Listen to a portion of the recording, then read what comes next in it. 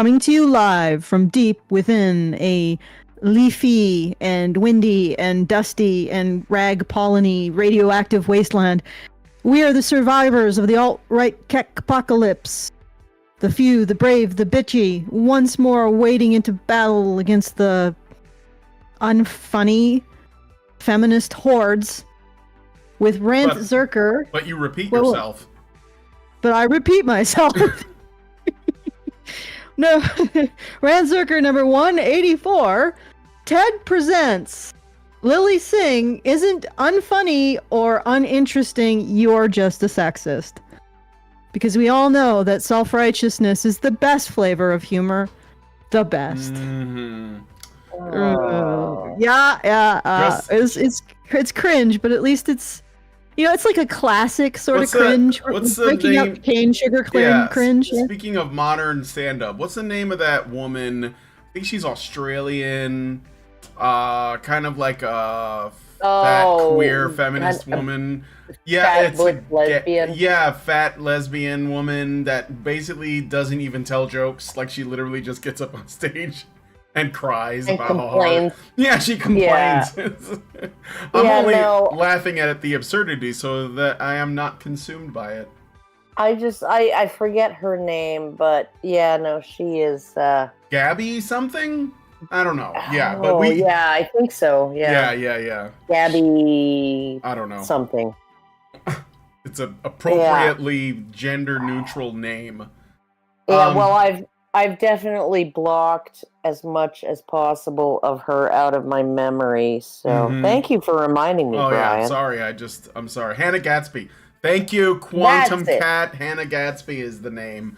Could you imagine if when we are having our life review, how much feminist crap is going to be in there? Well, how many hours of watching them smirk through yet another bunch of lies about reality, you know, and everybody standing up and slapping their fins together like a bunch of seals. You know, that's something to look forward to when you die, eh, Karen? Oh yeah, no. I think honestly, I'm having a hard time deciding what to play at my funeral. Is it feminist clapping seals, clapping stupid things feminists say? Yeah, and wailing. Or is it the entire Parliament of Canada applauding a Nazi? Yeah. That's but they didn't know, Karen. They didn't know. Those Nazis, those wacky Nazis, they just managed to sneak in. They didn't know that the Soviets were our allies in World War II because they forgot all that high school history. Mm-hmm. Oh no, we were at war with the Russians. You know, we were at war with Oceania during World War II. Oh yeah, Oceania. They're nothing but trouble. Yeah, Oceania. What a bunch of bastards. I mean, all those rumors about us being at war with, I'm going to say Earthsea, and everybody's going to be like, that's not right. Eurasia. All of us being at war at Eurasia in World War II, all of those rumors, they're wrong. We were at war with Oceania. It's true. It's 100% true. Yeah, and misremembering also, history. And also, we were also at war with Mars. Yeah. You know, something just occurred to me. The estate of George Orwell, they should sue, like, current governments for copyright infringement. Get some money off of this nonsense. I think he's been dead too long. So it's in the what is it called? It's in the public domain. I think. Public domain. Okay, all right. Before we get into more off in the weeds discussion, I do want to remind everyone we are doing our monthly fundraiser, which we must get the funds to continue our work. And after my recent adventures on Twitter, I have realized, I think we may be one of the few groups of people. Correct me if I'm wrong, Karen. That is like, no, we can't keep blaming men. It's not working.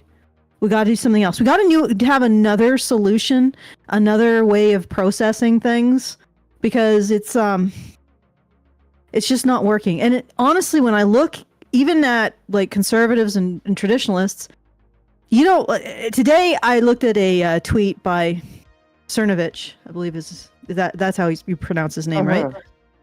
And he basically said that if men serve their wives correctly, they won't get divorced. So the breakdown in the family, in that tweet, he puts it squarely. I mean, there's a little wiggle room because he says most, you know, not all.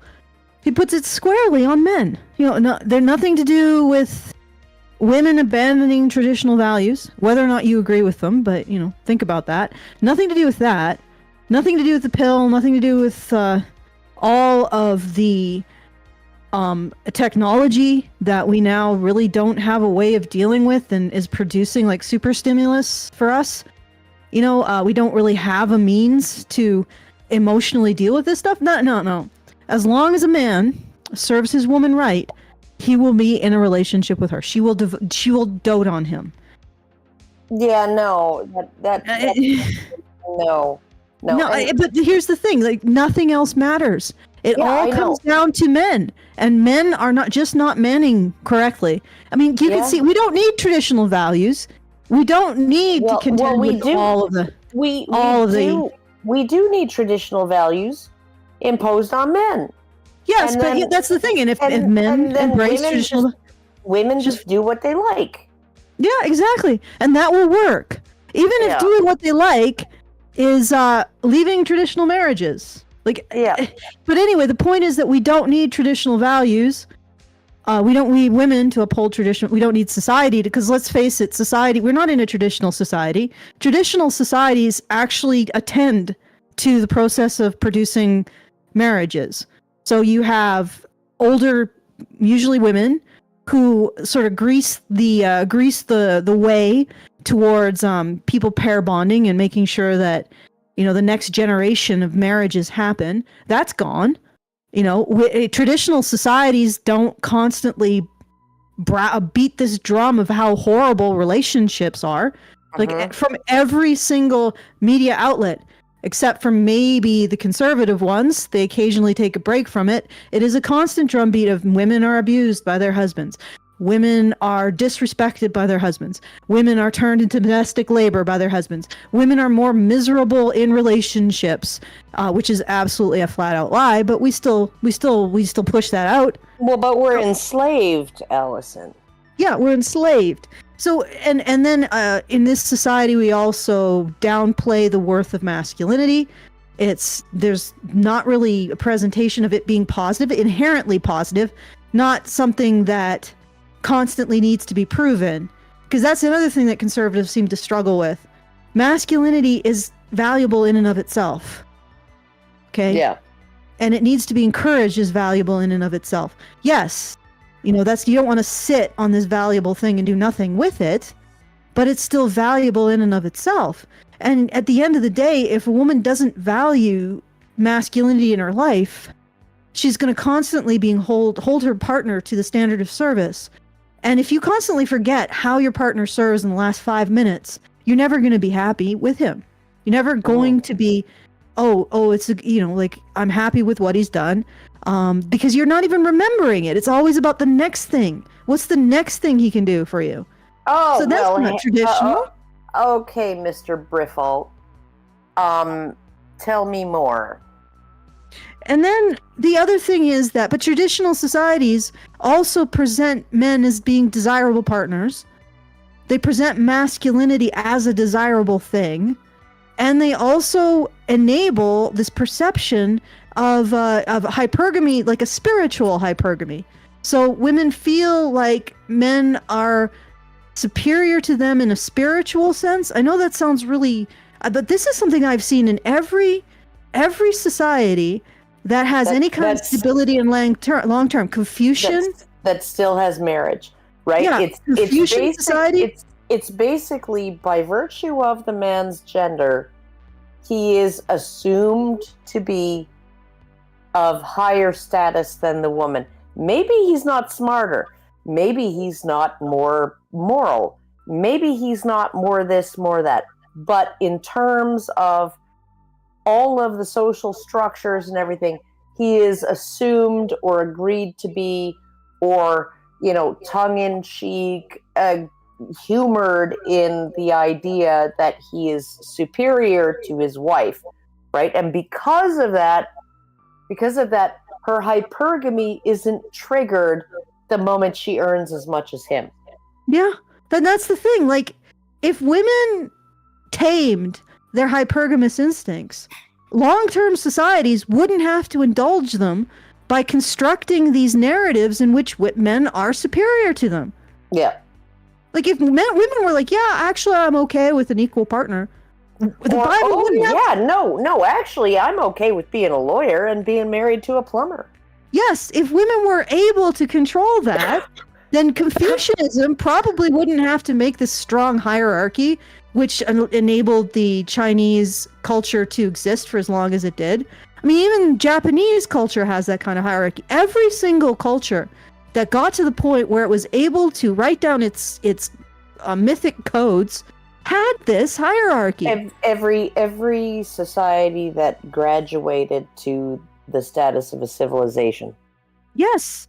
Writing, roads, right? Yeah. Just basic infrastructure. More than 8,000 people in small tribes. Yeah. Mm-hmm. Yeah. And why? Why? Do you think it was because people wanted to harm women? No, it was because that society created the impression that men were desirable by being somehow superior to the women. And the women wanted those men. And there's nothing has changed. And that women were served by them. Yes, right? and nothing has changed. What has changed? Yeah, no, what has changed? Nothing. Well, the government steals the money from the man and hands it to the woman, and she doesn't even have to suck the guy's dick. Well, that's not even... Look, nothing has changed about women. Even if the government has made it so the average man can no longer earn enough to be attractive to the average woman hasn't changed what she wants in a man. No, she's still hypergamous. Yeah. She still wants a man who makes more. Yeah.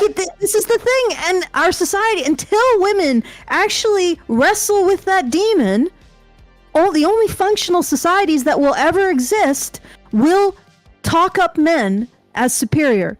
Period. They'll be patriarchal. Because that's what women want. Yeah. They do not want an equal partner. They do not want a partner who is inferior. Okay? They want a partner who brings something to the table for them that's superior. That's what hypergamy is. That's what this whole thing about men being the head of the woman spiritually in the church, it's brilliant. Like, men had a spirit. It created a spiritual hypergamy in which a man who embraced this kind of stoic value system, and this stoic quality that sort of is embodied in the myth of the Christian mythos. He became the superior man who brings something to the woman. So it brought the whole pair bonding into the spiritual dimension, into the moral dimension. Okay, you see what I'm saying? Yes. And that was brilliant and very useful. Created cultures that were quite successful. I know atheists are all cringing right now, but honestly, I think think about it this way. I think only Christian cultures could create atheism. Yeah. So have a little bit of appreciation. But regardless, my point is that this is not something that societies do because they just want to subjugate women. They do it because that's what women want. They want to attract women. And that's what attracts women. Uh-huh. Men who are perceived to be superior on a desirable metric. And until whether that's looks, whether that's earnings, whether that's status, whether that's like clout, all of those things, right? Whether that's physicality, burly, strong man, doesn't matter. He needs to be superior on at least one vector to her in order for her to be interested. And then you get these weird situations where you have very attractive women who are pairing with men who are, kind of wheelchair bound and really gibbled up and incapable of looking after themselves, incapable of chewing their own food, right? But aren't Stephen Hawking. They aren't Stephen Hawking. They're not geniuses. And I'm thinking to myself, well, these are just women who are like, well, he's superior to me in victimhood. in his suffering. Trans women are superior to women in victimhood. You know, and it's going to be really difficult for conservatives to change all that, or to change the appeal for, I wouldn't even say like gynophiliacs, but just transgenders, when by being trans, a man can gain a position of moral superiority over women. Yeah, even when he's raping them in prison. Yeah, well, I have my doubts about that. I'm sure it happens. I don't have any doubts about that, because they've run the numbers and they've found that like close to 50% of trans women currently serving in women's prisons, right, were convicted of sex crimes. Yeah, well, now they're with a bunch of women probably who engage in sex crimes on each other. Probably too, yeah. Let's see in 5 years if the incredibly astronomical rate of sexual violence in women's prisons shifts even a percentage, because it's 2.5 times higher.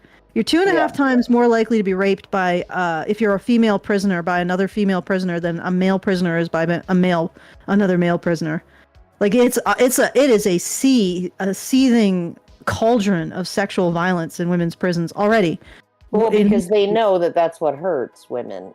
Yeah, no doubt. But so if trans women actually change that number, well, I guess people will suddenly care about the violence and the sexual violence in women's prisons. Yeah, because they don't care now.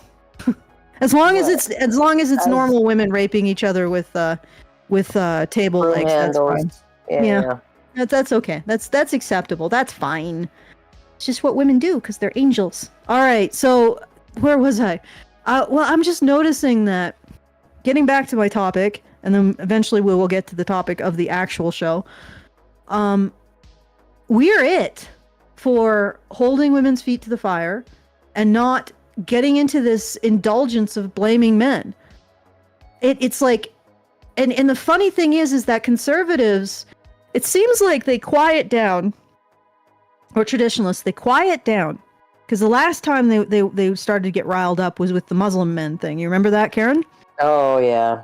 Yeah, okay, so the left will decide to do a bunch of stuff, and they'll throw out a target for the conservatives, like the Muslim men thing.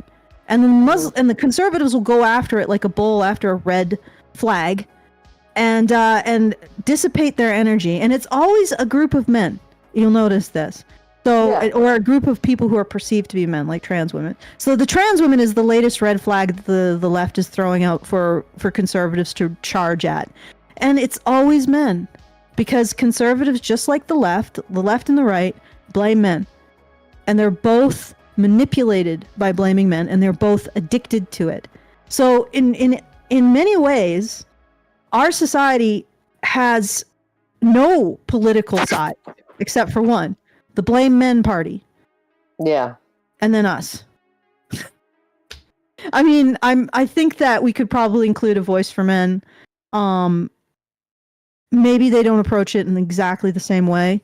Because there seems to be more of an emphasis on the kind of the cultural stuff being what's responsible for the situation, which I think takes it, and this is something that I've explained to somebody, and a person who wrote for Voice for Men. He is the webmaster of gynocentrism.com, I think. You know who I'm talking about, Karen. But I don't want to say his name because I don't know which name is the one I'm not supposed to say. So, but if you're interested in his writings, they are very interesting. You can go to gynocentrism.com, I believe. And I talked to him about it, and he is concerned about using this idea that gynocentrism is biological. And I pointed out that when we recognize it's something innate to men and women, the onus is on women to control it. Yeah, to give it or give it up. Or give it up. If we look at it as a cultural phenomenon, then where's the onus? It's on the men who perpetuate the institutions that create the gynocentrism. Yeah. So it's like you if you want the situation to be something that women need to take responsibility for, then it's biological. Right. And well, I mean, I guess I don't care. That's just an appeal to consequences. I'm just talking, you know, in terms of what I see in the hormone profiles of men and women, what I see in sort of cultural universals, you know, all the way from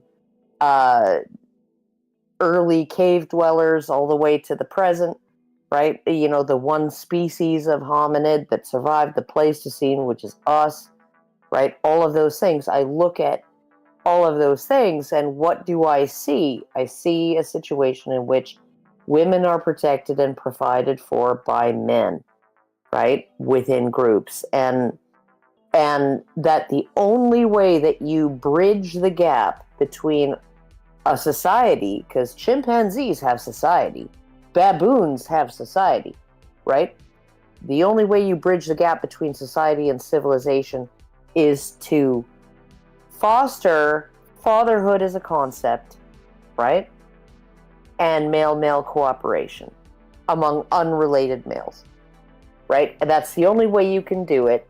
And so everything depends on men. Everything depends on fatherhood, and everything depends on the ability of unrelated males who don't know each other from Adam to be able to work together for a common goal. That's really, those are the two of the basic ingredients that go into bridging the gap between society and civilization. Another one of them is religion. I'm sorry, atheists. That's just what it is, right? You will not find a civilization in all of human history that was in ascendance that did not have temples. Okay. Well, ultimately my point was this. I think that we are one of the few places that actually is saying we can't continue to blame men. And blaming men as at this point in time, blaming men is contributing massively to the problem, because you have constructed a situation where most people realize that we have to pair bond, we have to produce families to continue to have a functioning civilization. No civilization that doesn't do that continues to exist for obvious reasons, but even more, you have to capture the instincts of pair bonding, the instincts around pair bonding to the work of perpetuating a civilization, or you don't have it. Like, the fundamental unit of a civilization is the relationship between men and women, and it has to be functional in order for that civilization to be able to produce and protect itself. And we're at the point where, it's not functional anymore. And part of the reason why, or the big piece, is because simply blaming men. Like, how are men supposed to navigate a minefield of being, like, a single man's voice going up to a woman and saying, I have worth, against all of society telling her, yeah, men are worthless? That's what you're asking for. You're not just asking for men to run the gamut of rejection, which is new. Like, for most societies, the process of producing families is not just given to men. Like, the whole onus isn't just put on men. It's a community activity. You know, you got the old babushkas setting people up, matchmaking, greasing the wheels, so to speak.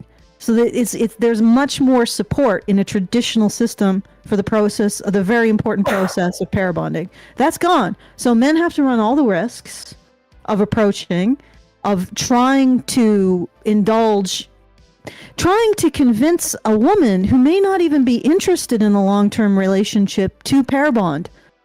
Yeah. Meanwhile, and he has to fight against the entire narrative of, well, approaching is rude and sexual harassment.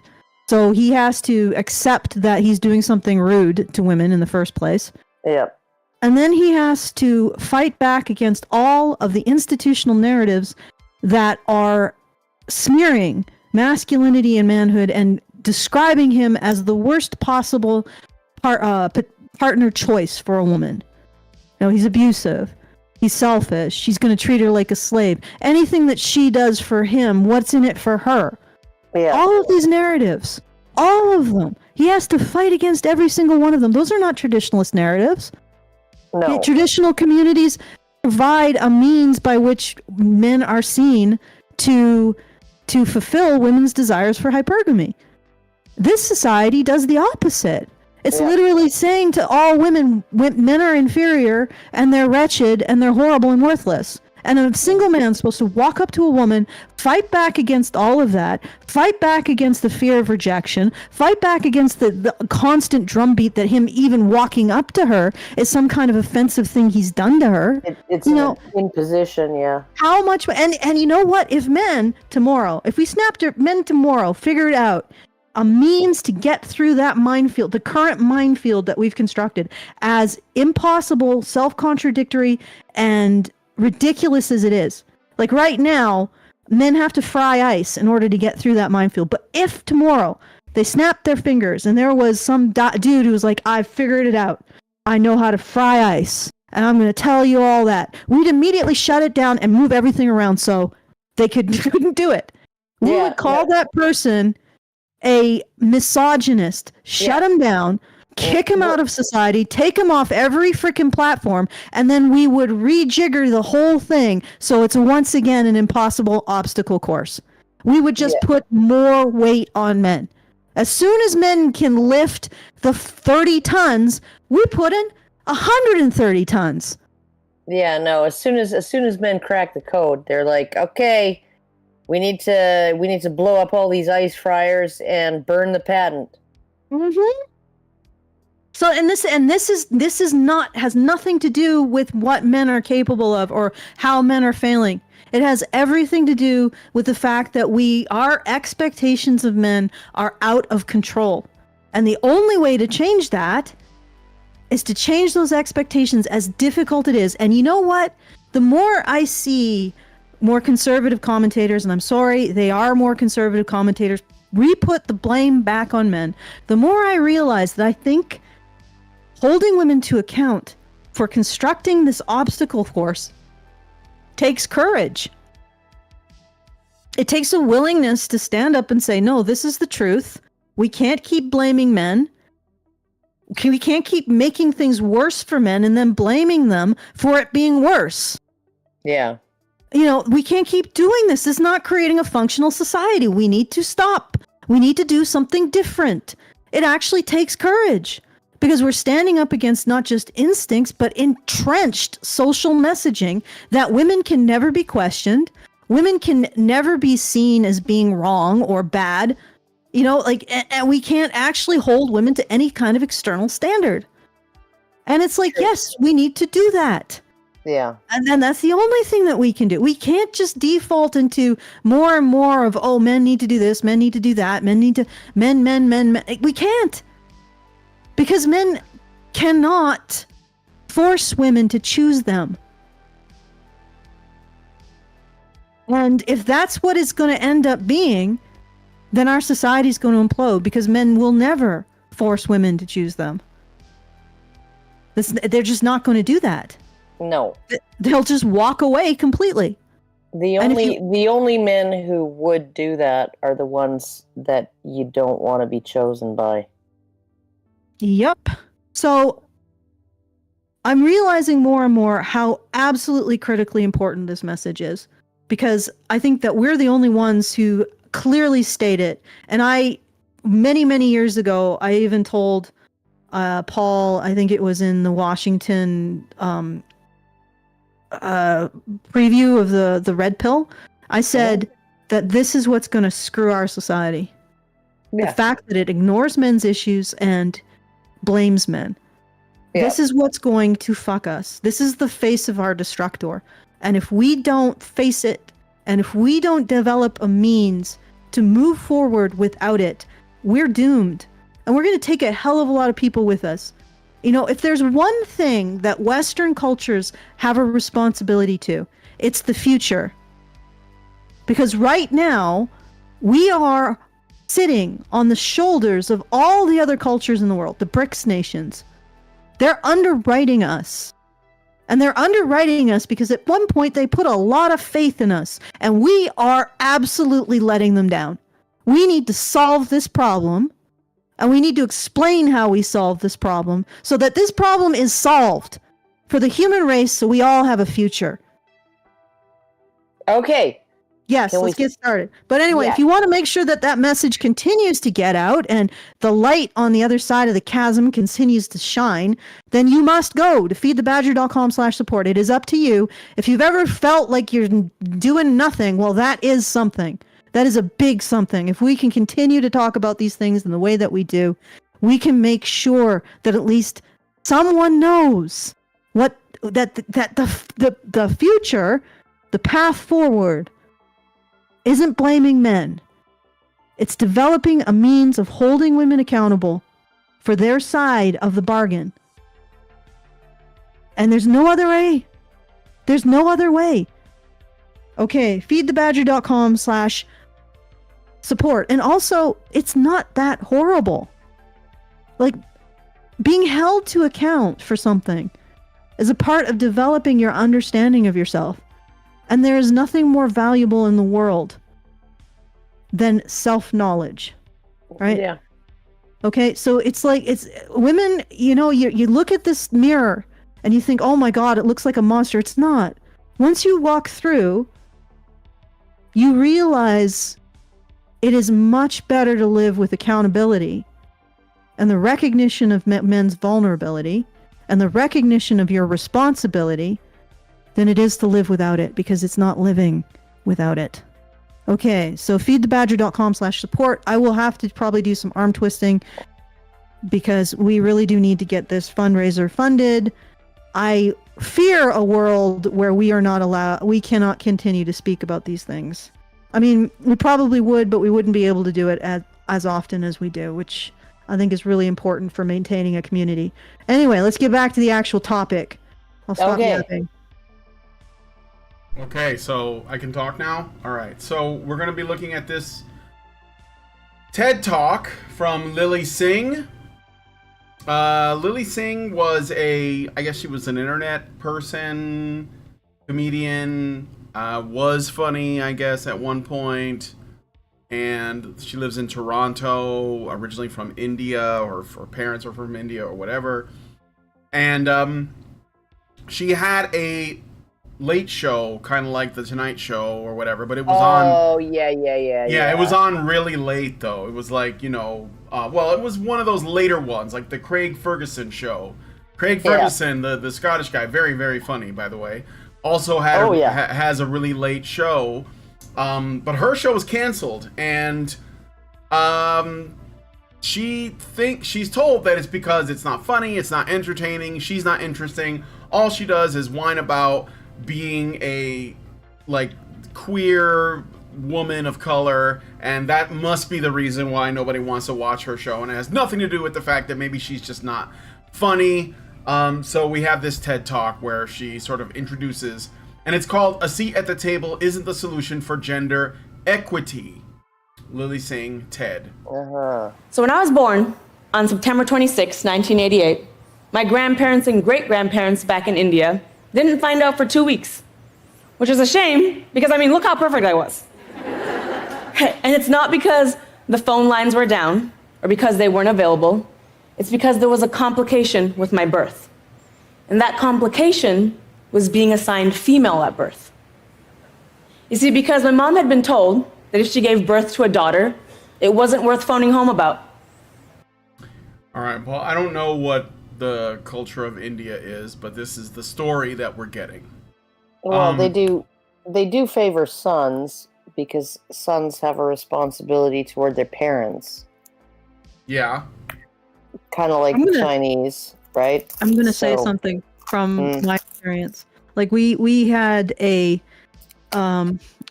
Indian young man who helped us with a lot of the 3D modeling that we did for like the Badger Cave and stuff like that. And he told me that he had to spend a month personally delivering, as in, printing out the invitations to his sister's wedding and hand delivering them to all of her guests. Yep. Like, he had to take off like from work for a month doing this. It was this incredibly arduous task. I think it was very traditionalist, so it has some kind of thing that you couldn't go through the mail. It had to be personally delivered. And Indian weddings can be huge. So he did this, and it was expected of him as her brother. And there's all kinds of these obligations for men in traditional societies that are completely invisible in the calculus that these women do, because it's just another of that example of what have you done for me lately. Well, it's not just the obligation of the brother to deliver the wedding invitations. I just use that as an example. Yeah, it's the obligation of the family to support the woman until she's finally married off. Thank God, and then she's somebody else's responsibility, right? So it's not beyond the pale that when a woman gives birth to a girl, she's like, this is just one set of obligations on top of another, on top of another. How can I afford this? Are we going to be able to afford this? Right? Because we have to invest in this girl, right? To see her married off to a quality man, right? So that she'll be taken care of, because she doesn't have any other obligations, right? She doesn't have an obligation to us, right? And this is the conundrum that the Chinese have found, with the one-child policy. Well, that was when female infanticide became a thing, right? In China, and sex-selective abortions is because if you're only allowed to have one child and a male is beholden to you for the rest of your life, whereas a female is beholden to whoever are the parents of the man she marries for the rest of her life, right? Then, why would you invest all of that? And actually, right? I ran the numbers, it's not really, the female infanticide is well over estimated, and yes, it's a very complicated. Yes, it is, and it's a complicated thing because when you look at okay, you're a peasant farmer, okay, and you can afford to buy a diamond that you have to protect, an ornament that you have to protect, and you have to dust, and you have to take care of, and you have to blah blah blah until somebody takes it away, and then they get to enjoy it. Or you could choose a shovel. Well, you're probably going to choose the shovel. Yeah. Right? That's just how it is, because you own, and that shovel will be yours until the day you die. Yep. So it's just cost-benefit analysis, honestly. Yeah, and it's just basically this is a byproduct of female privilege. I made a whole video about it, when female privilege backfires, right? It's a byproduct of what women can expect, and what one of the things that they can expect in these traditional Asian societies like India and China is they're not responsible for their parents.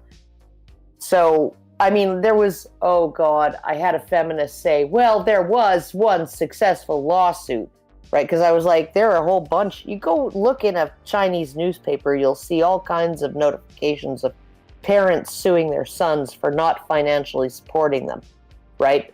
You don't see that for daughters, right? And she says, oh, there was a successful lawsuit on the part of parents against their daughter, right? And I'm like, for what? And she's like, not visiting them often enough. And I'm like, oh, so she still didn't have to financially support them? She just wasn't visiting often enough? Well, yeah, okay, that's not comparable, friend. No. All right. Okay, let's keep going. Let's see what else she has to say. After all, she'd already given birth to my older sister, and this time everyone had high hopes that she would do right and have a son. But she didn't. She had me. And so there were no... Yeah. Apparently, her mom is a terrible person for, I don't know, hoping for a son. If there's any, because there are men from India in our audience. I can't really comment on this because I don't know. Yeah. Maybe there is this thing where they cheer the production of a son, but I is it really? It's kind of really the men? Yeah, or is it the women saying, "Okay, you have a son, and he's going to take care of you in your old age"? It's both. It's both parents, and it doesn't just have to do with the sort of lifelong obligation of supporting your parents that men have, that sons have, that daughters don't.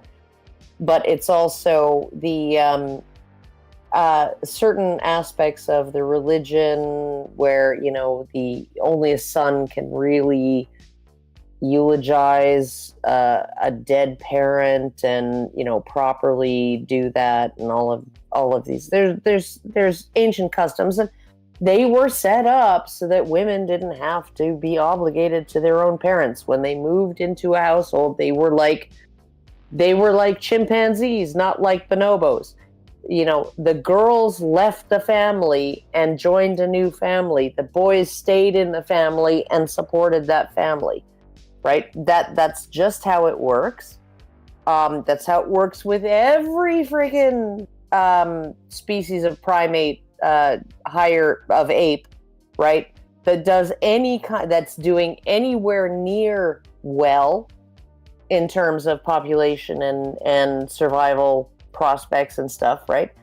And we just harnessed that through cultural traditions where it's like, she goes out from her family and joins a new family, right? So you're basically spending her entire childhood to maturity investing in her, and then you hope you get a good, you hope you get some kind of status return on the investment, because you're not getting a financial one. Yeah.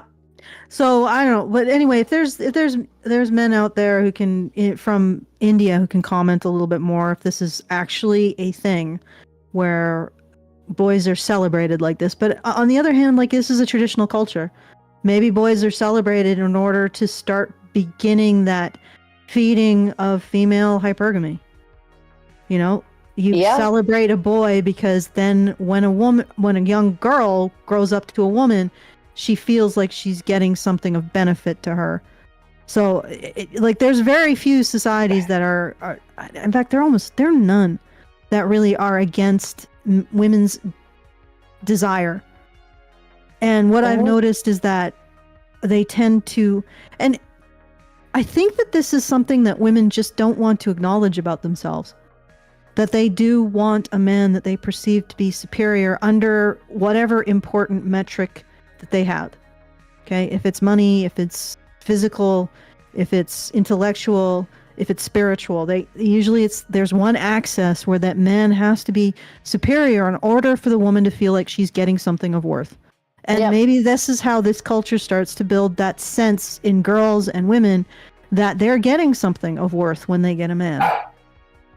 It could be as simple as that. And again, if women don't want this, if we want to have a society that doesn't encourage some kind of sense of superiority so that women feel like their urge to hypergamy, to desiring a man who's superior to them in some way, if we don't want to have to do that, then women have to take responsibility for that instinct. And don't give me this shit about, I just want a companion. That's bullshit.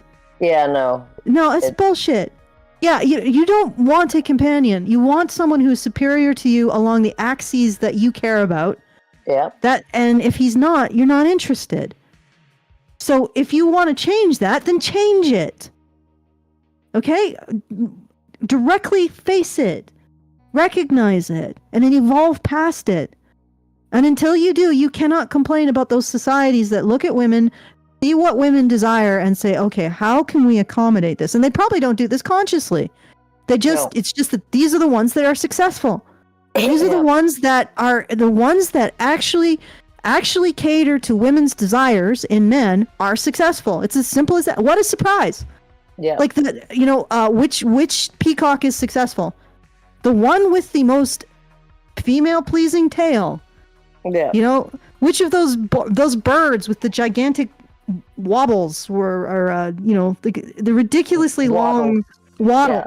Which one of those male birds, the one that attracts the most the females? Which male animal with the biggest horns? Why? Because it attracts the most female. This is human society. Which mandrill attracts the most females? The one with the most colorful face. Yeah. Right. And then when he's beaten down, by a male challenger, right? His colors fade overnight because they're completely dictated. Those facial colors on mandrills, they're completely dictated by their testosterone levels. Which human society becomes the most successful? The one that can create men that are the most desirable to the women. Yep. Simple as that. Like, and that is it. We either attend to that or we disappear. And not the ones that encourage harems, right? It's the ones that basically make all men desirable to a woman, right? Maybe not the high status woman, maybe not the supermodel, maybe not the whatever, but there is going to be a woman who's interested in you on some level in a monogamous society where every man and woman gets a chance at pairing up, right? And those are the ones that have been historically the most successful. The most successful. Yeah, even the societies that allow for polygamy, the majority of the pairings are still monogamous. Are pairs. Yeah, and the other hand, if you look at history, even the societies that allow for polygamy are absolutely bodied by the societies that don't. Yeah. Like they're freaking bodied.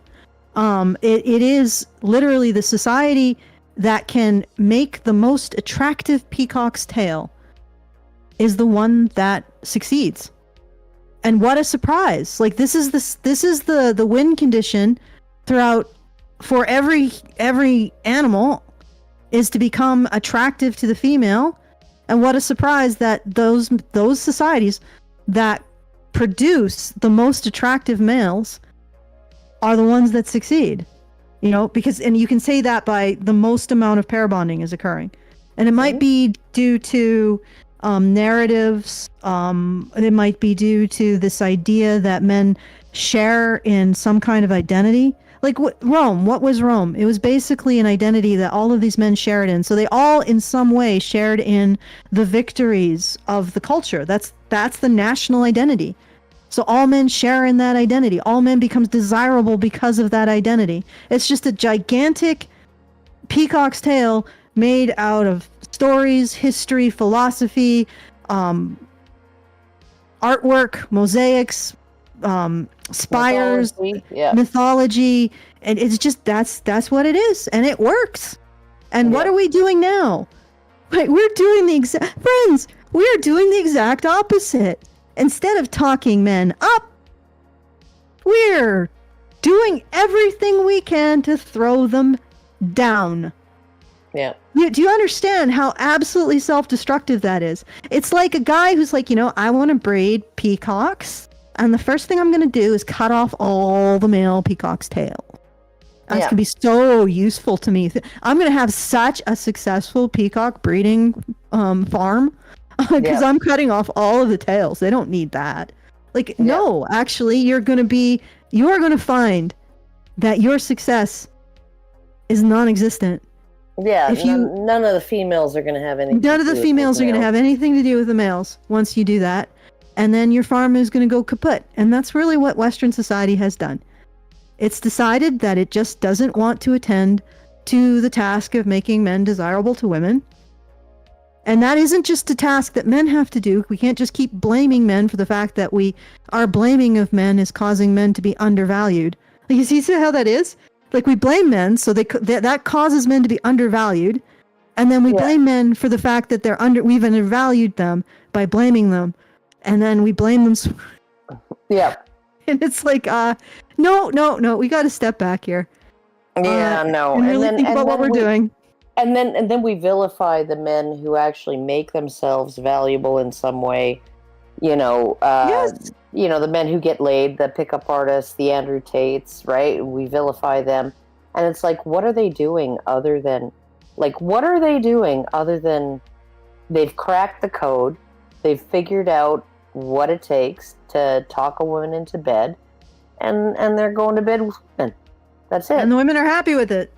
No, the women aren't happy with it. The women are happy with it, okay, insofar as when Julian Assange had sex with that woman, and then she went to a party the next night and she bragged that she'd bagged him. She was like, and then she found out he was fucking somebody else, okay? And that he wasn't interested in any kind of long-term thing with her. Not that she was necessarily interested in a long-term thing with him, right? She just wanted to be the one with the right of first refusal, right? This is the thing, right? That women don't understand. It's like when my husband, when he was living in that co-op with all the hippie chicks, right? And he's got these two women. He's just broken up, and they're like, "Oh, we want to fuck you." And he's like, well, I can't do a relationship with anybody, right? And, because I just came off this, like, horrible breakup. And so I'm just not in the market to do anything other than, like, friends with benefits. And they're like, we're fine with that, right? Both of them, separately, right? And then at one point, and these are women who live across the hall from each other, right? And at one point, he sticks his head in the door of, he knocks on the door, and she's like, what is it? And he sticks his head in and he says, you feel like company tonight? And she's like, no. And then he's like, okay. And he closes the door and he goes across the hall and fucks the other one. Right? Oh no. Oh no. Fuck no. That was not okay. That was when everything just fucking fell apart and he got kicked out of the house. Right? And they were dancing around the R word and, all kinds of shit. And, it's because he took one of their no for an answer and then went and fucked the other one. And she was like, well, I needed him to lie alone until I felt like having sex with him. Right? Even though I said it was an open relationship, it was friends with benefits. Like, these are two women who even talked him into, like, having a threesome with them. Yeah, right? There's no excuse for this. Before all of this, right? But because he took her no for an answer and then went and got his dick tugged by somebody else, right? That was it. He was a villain. He was an R word. He was like persona non grata. He needed to be kicked out. He needed to be out tomorrow. Leave his stuff on the curb and change the locks, right? And I'm like, yeah, that's women. That's what women are like. That's what. Well, and that's just that is just completely expression of ego. Completely unself-aware women are like that. Well, he wasn't supposed to just go get laid somewhere else. He was supposed to lie there and suffer because I didn't feel like fucking him right that second. Yeah, it doesn't make any sense. And that's Yeah, but actually if they very. want- I'm pretty sure that the poly community would even point at that and say, "Hey, that's really fucked up." Yeah, no, and you look at it, the right of first refusal, right? This is what it is, right? They will flirt with you, they'll like lead you on, they'll whatever, right? What he found was the best thing, right? Was when you were kind of working on something and you're getting somewhere, and then all of a sudden they say to you, oh, this is awkward, but like, I just wanted to let you know that like, I just want to be friends. And then he's like, oh, what? You thought that I wanted more than friendship? No, that's a relief. Because I thought you might have wanted to be more than friends. And then all of a sudden they're interested. Oh God. Yeah, no, it's like, this is why every fucking dating profile I meandered, when I was online dating, every dating site, every profile I clicked on said no head games. Yes, but then that basically means no women. That means I'm gonna. I know. It's like, yeah, I'm gonna be dating femboys and gay men. That's no head games. All right, which maybe might be worth it if you're able to swing that way. Yeah. Just go to the dark side, friends. Well, I can swing both ways, and I've always picked men. Ugh, yes. I think I told Tommy Sotomayor, he was like, well, why have all your relationships been with men when you swing both ways sexually? And I was like, because it's just way more straightforward. Being with a man, you can actually have a relationship with a man. Being with a man means never having to hear, well, if you don't know what you did wrong, I'm certainly not going to tell you. Okay. So, yes. All right. So I want to do some thank yous, and I hope Brian is using this time productively. Maybe he's macrameing like mittens for his dog or something. No, I'm just doing some research into some other stuff. But yeah, go ahead, do the. Okay. All right. I'm ready with the stuff. All right. So I want to thank.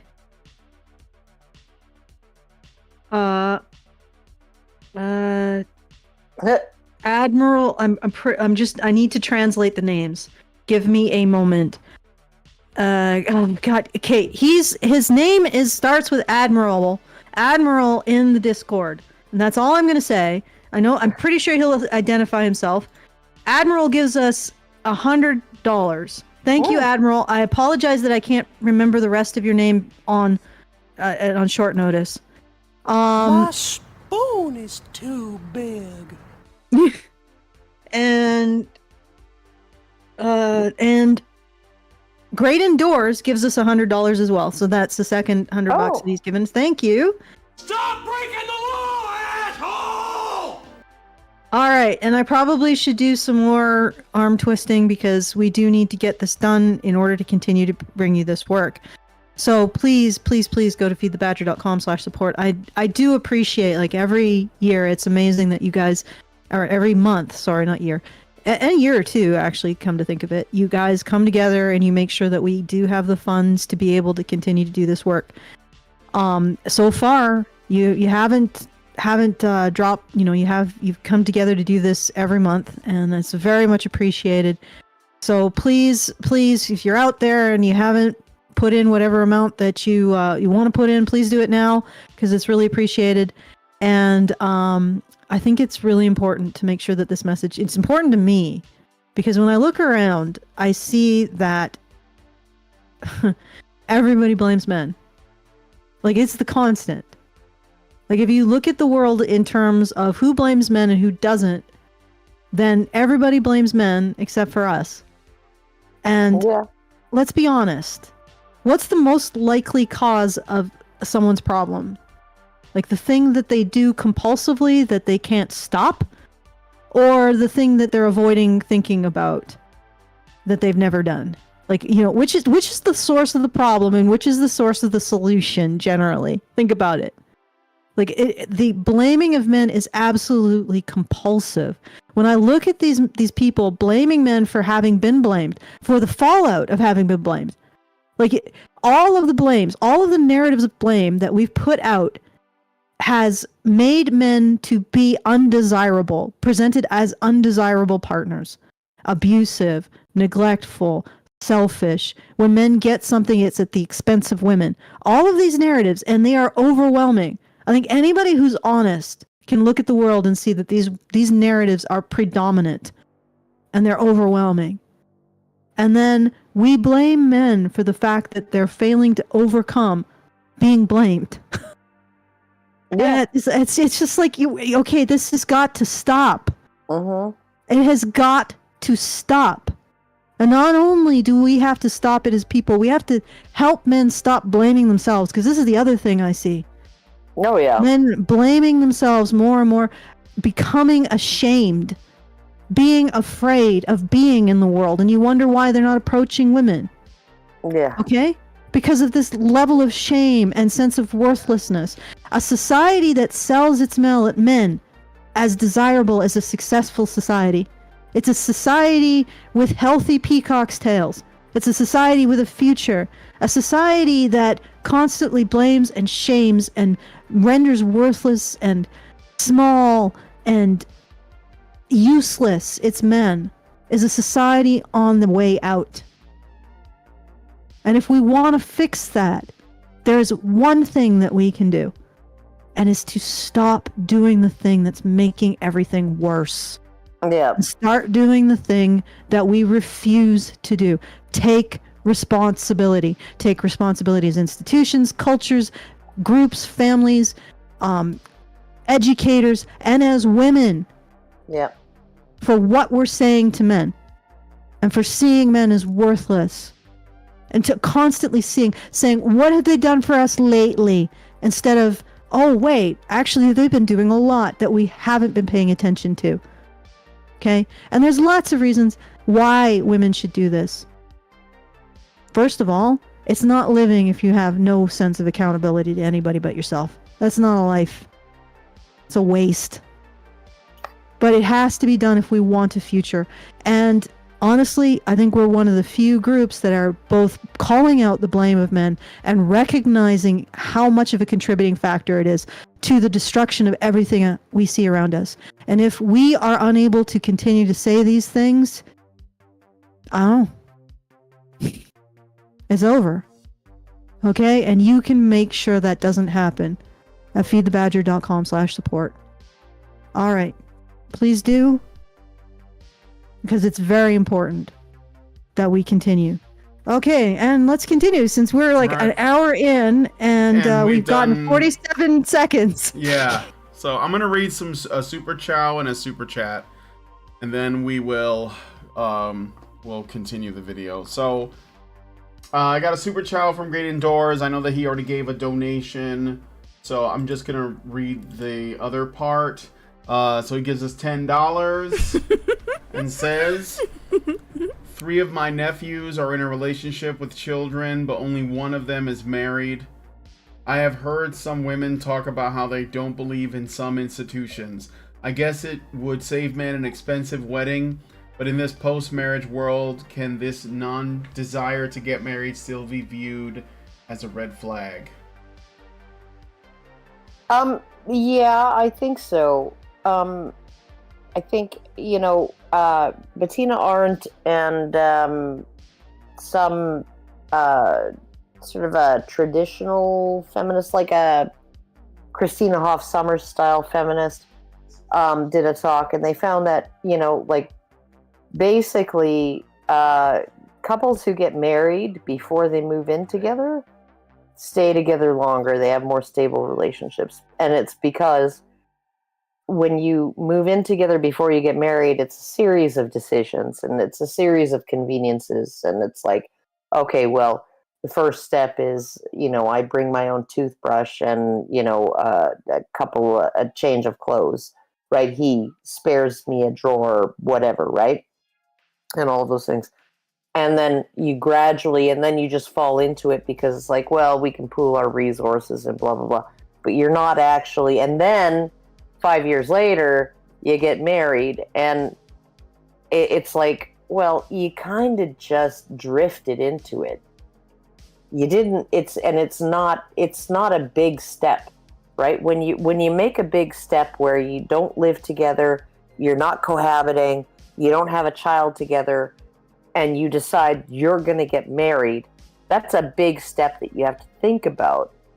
And so people who do it that way think about it more, they value marriage more. And so, like, I think that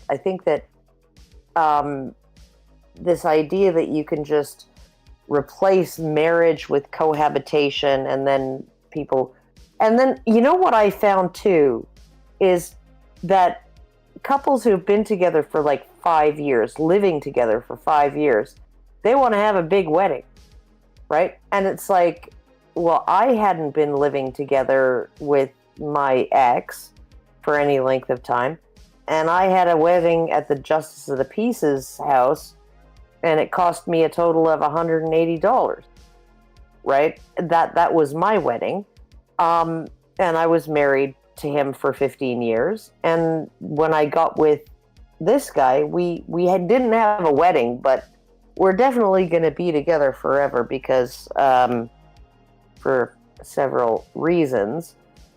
And so it's like when you enter into a relationship in a certain way, it kind of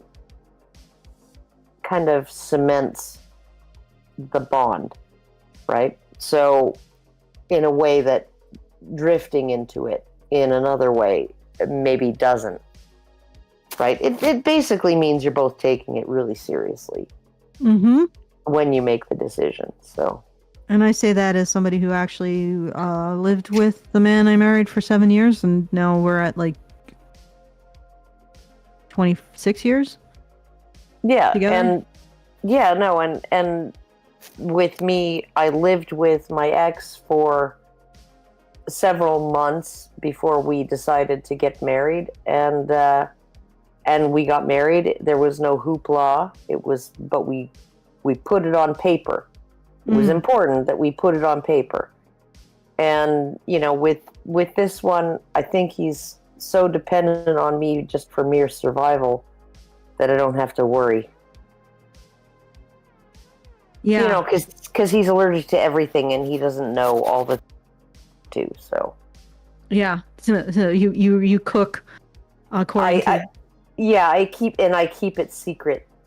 Yeah, you keep it a trade secret how to keep him alive. He's got to ask me, okay, is this going to kill me? Okay, how about this?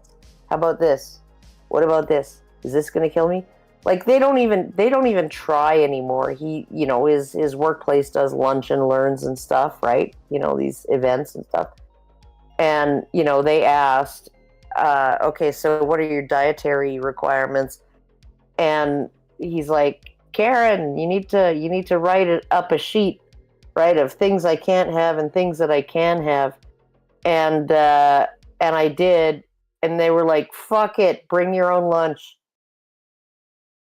Okay, well, we might have to do the feminist wailing at some point. Let's get more of the stream done. I don't have any feminist wailing.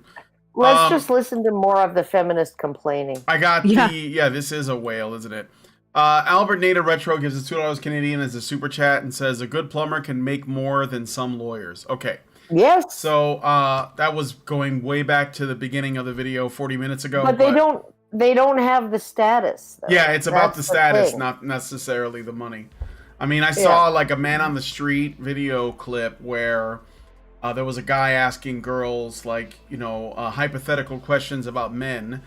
And I think it was like nighttime, when girls are out and they're clubbing and stuff. And he went up to these two girls and said, if a man made $75,000 a year, would you date him? And they laughed and they thought it was ridiculous. And they were like, no, that's not going to work. So A plumber could make 6 figures, but it might not be enough anyways. You know, because he wants a high status. Again, well, and it's just the thing that we can't talk about. Women want men who have higher status. It's not enough. It's not enough because they go into other people's houses and deal with other people's shit. And so, and it's not considered skilled work. It's not considered high value work. It's not considered like super, high status work. Women these days, and I never understood this because I always found blue collar men more attractive, but women these days, they want a white collar man. They want a man who looks good in a suit, right? And goes into an office and he wears $180 shoes, not $180 steel-toed boots, right? That's what they want. So yeah. Well, I mean, and I don't understand it either because maybe it's an element of just living really in my head. I find it fascinating people who, like the men, they're doing stuff and they're like, that things are being built. And I'm like, wow, you are making something in the world. What kind of strange voodoo is this? I live too much in my head, maybe. Because that astounds me.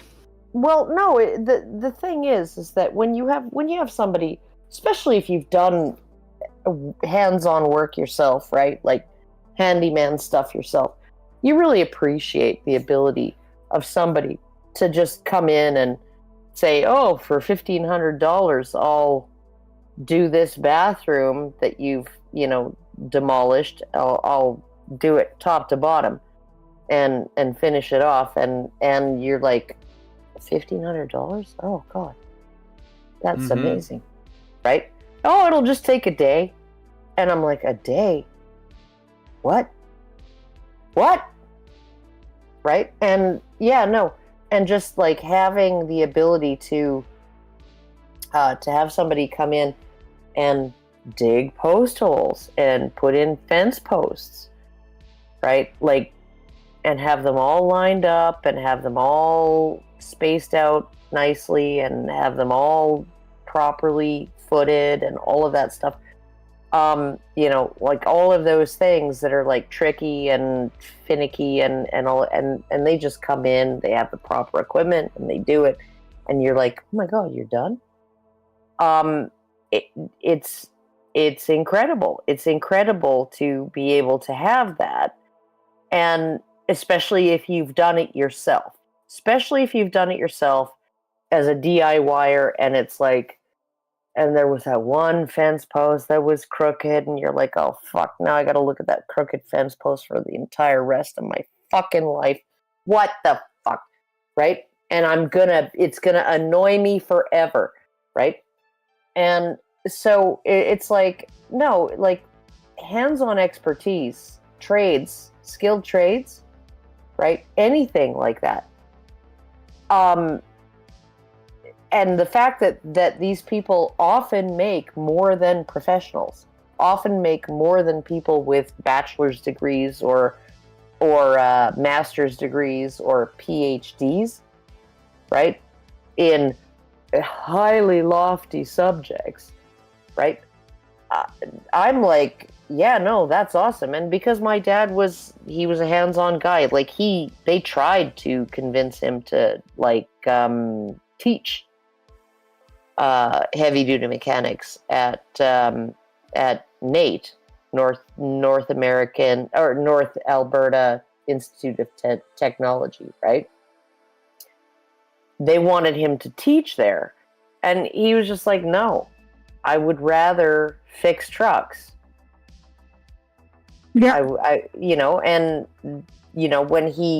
when he improved the performance of the suction trucks that they used to sump sewage and stuff like that, he drew up all of the blueprints and the plans and everything for all of that, and he modified all of these vectors for his company.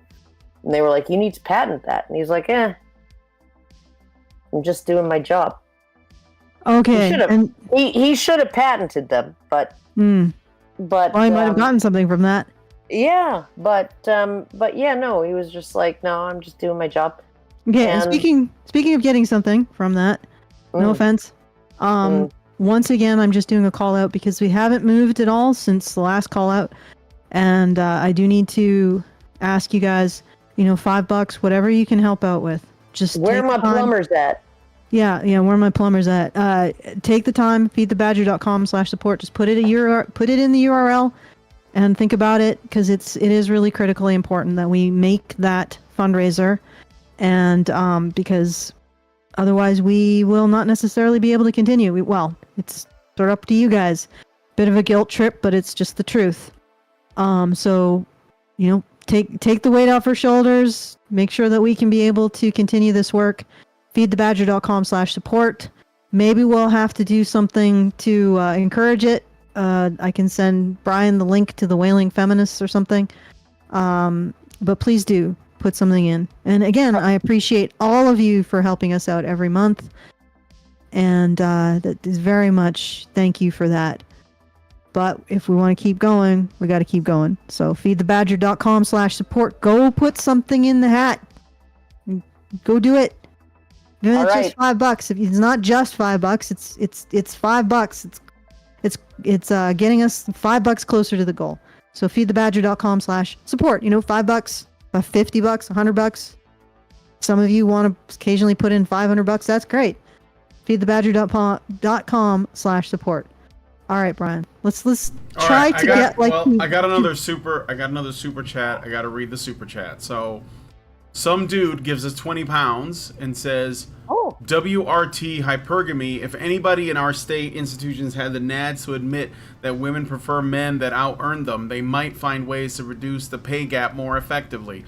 Also, I love the peacock analogy. Thank you, some dude, for the £20. And now we'll listen to some more Lilly Singh. Congratulations, or Indian sweets sent our way. Just the reality that from the moment I came into this world, I was already a disappointment to so many people. It's as if they had a time machine and already knew the trajectory of my entire career and life and decided that I had less to offer. And it sucked. So why? I'm just pausing it there for the Bananas' TED. Yeah. I remember when this stuff was on TEDx, which wasn't actually affiliated with TED, but now it's on TED. So yeah. Okay, let's keep going. Why am I telling you this heavy story? After all, I'm supposed to be a funny person. I have the nerve to come out here and hit you right in the feels. How dare I? Because you're saying that brown men are bad, and this audience of probably mostly white liberals is going to lap that up. Yeah. Well, they are men. Do this because although this is my lived experience, those men over there are the bad men, and us men over here are the good men. Yeah. But somehow, once we import these men, they become untouchable. Oh. But when they're in their own cultures, they're awful misogynists who hate women. Oh. Okay. Yes, tell us all why white people are superior, Lilly. It's also the reality that millions of girls face every day across every culture and in every country. Wait, what are you talking about? Yeah, no, I call bullshit on that one. Every culture? I just remember, okay, because when I married my ex, I inherited 2 stepsons, and then I had a son, and then it was Halloween day. It was about 4:00 in the afternoon. And I was in a regular hospital room in labor, and it was a small town hospital, 2 birthing rooms, 2 bassinets, 2 of everything, right? 4 women went into labor that day, right? 1 was airlifted out, and the other 2 were deemed to be further along than I was. Okay, so I was given the regular hospital room, the teeny tiny little hospital room, and I'm there, and there's broken glass all over the floor because somebody knocked the suction jar off the crash cart because there were too many people cramped into this room. And every time this freaking psycho bitch of a nurse jammed the fetal heart monitor into my abdomen, right, it would bring on another contraction. So instead of 90-second contractions, 2 minutes apart, 30 seconds break in between, she'd cut me short at like 10 seconds. 10 seconds of rest. She'd jab that in. Ooh, I gotta check the fetal heart rate, right? And it'd bring on another contraction. And I finally threatened to like kick her head off her shoulders, right? And I'm pushing and I'm pushing and I'm pushing. And what was I thinking to myself, but didn't dare say for fear of jinxing it? This had better be a girl.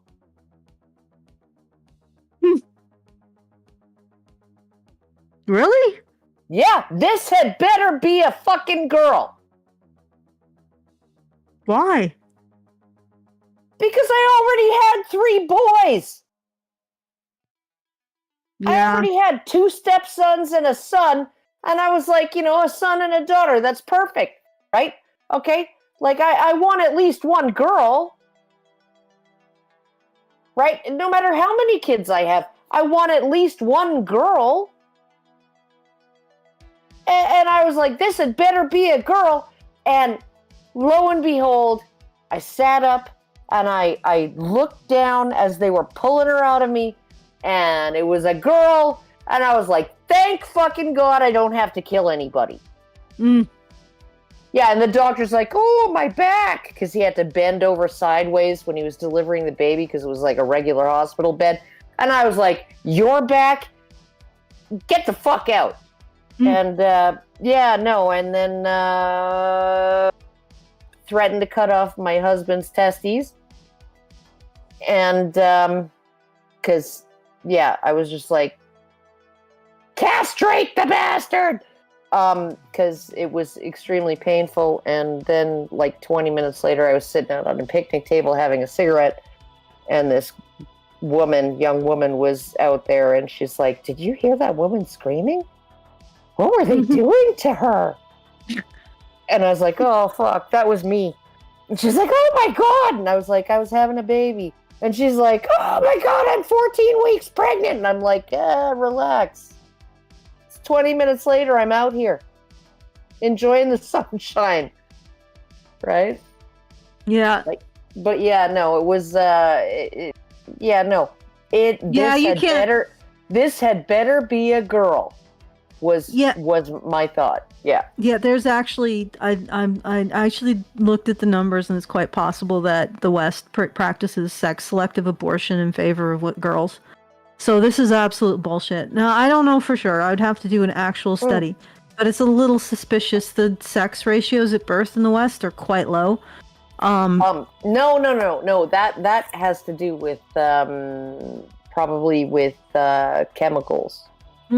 Petrochemicals. No, but there is also some evidence that people select against boys in the womb. Oh yeah. And they also prefer to adopt girls. So you are full of shit. You're talking about maybe your culture. Well, she's talking about India. Yeah, no, right? She's saying that all cultures are like that. Yeah, no, all cultures are not like that. Actually, females are more are preferred in most Western cultures. Girls are preferred. And it wasn't that I preferred girls. I just wanted at least one. Right? Okay. So, let's do some more, and then I'll do another call out because we're not moving at all. I'm telling you this really because odd. being born into this reality set me on a lifetime mission of trying to prove myself and just feel like I was enough. What did I want to be when I grow up? I wanted to be treated equally. Yeah. Really? And I'm not alone in this mission. No, you didn't. You didn't want to be treated equally. You wanted to be treated special. Says the famous woman doing a TED Talk that had a late show and of 2 million, 12 million subscribers on YouTube. Yeah, just wanted to be treated equally, guys. Yeah, and I'm just like, give me a fucking break. Like treated equally in Indian culture, treated equally in Chinese culture, that's a little bit different. But even if you talk to Indian parents who, they might have, they're well-to-do or whatever, they might have 3, 4, 5 daughters, right, before they start with sex-selective abortions, right? It's because they can't afford any more daughters. They just can't afford anymore. They can't afford dowry. They can't afford, raising them. They're trying for the one boy. They only need one boy, right, to read their funeral rites when they die, and so that's if they have as many daughters as they can afford, right? That's just how it is, right? So that is how much you're worth. Is you're too expensive. All right, so let's get a little bit more. Okay, here we go. In fact, us girls, what we desperately want is a seat at the table.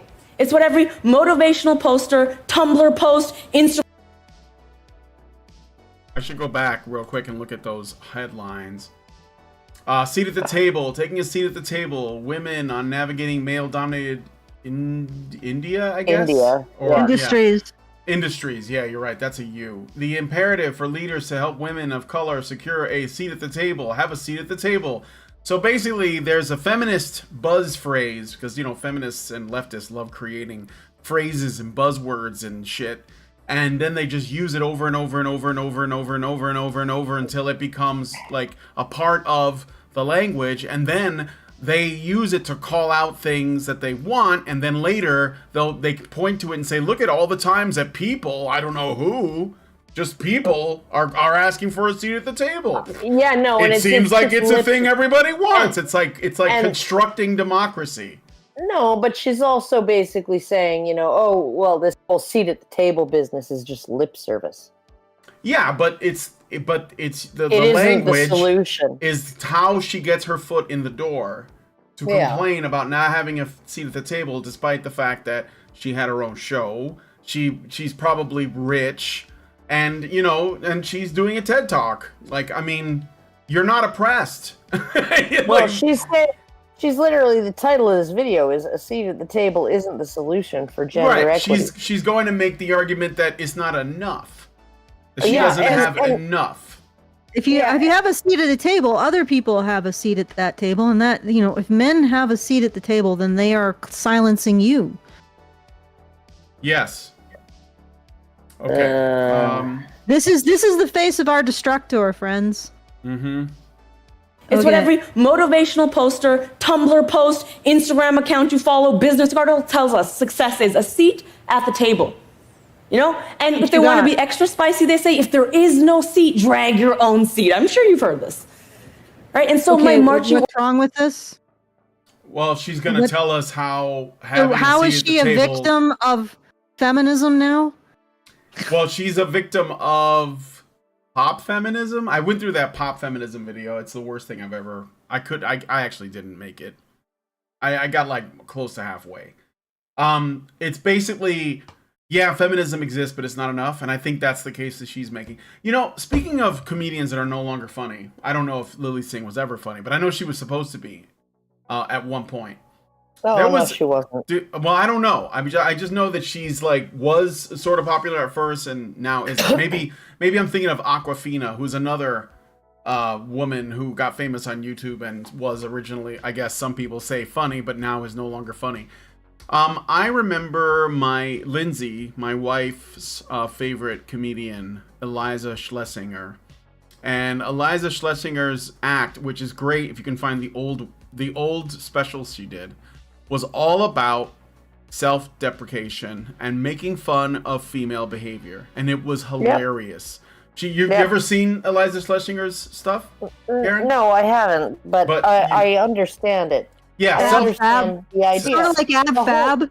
The whole idea of humor is self-deprecation. Yes, it comes from an awareness of your weaknesses and limitations. For whatever reason, okay? They could be personality traits, they could be identity based, they could be gender based. It always works, and especially if other people understand it. You know, like they're relatable. It's either something they've experienced themselves or something that they are seeing in themselves that you are presenting. So Eliza Schlesinger, when she started off, all of her jokes were, well, a lot of her jokes were basically about how women act. And they were hilarious because, and they were also kind of unique because not a lot of women, outside of like Joan Rivers and maybe some others, were actually making fun of female behavior. And Eliza Schlesinger was doing it in like sort of a more modern take. And it was really funny stuff. And especially as a white girl. So she had like a specific, you know, approach that I thought was extra funny. And then at some point she became a feminist. She found it, and then she did I think it was like her third or fourth special. I can't remember the name of it. It doesn't matter.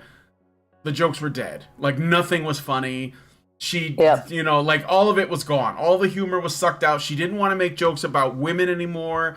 Somebody came to her and said, "You can't do that. That's, you know, women. You're attacked. You're punching down. Whatever it was."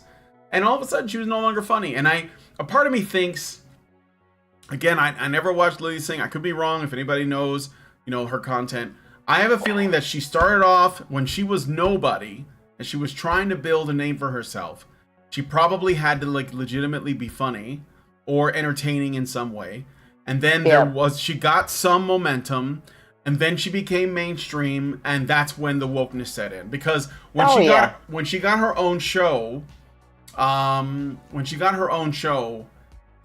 the advertising was, I'm queer and I'm a woman and I'm of color. Like it was like not necessarily in that order, but it was that. That's what are you selling? That I'm selling my identity, and if you regret it, if you don't accept it, I'm gonna essentially like use it against you. And that's what she did, and nobody watched. Instead, they said, let's watch Craig Ferguson because he's funny. And he's Scottish, and you know, and his show is funny. I mean, I don't watch it regularly, but you know, Craig Ferguson is a funny motherfucker. So, just saying. No, well, can I point something out before you start, Karen?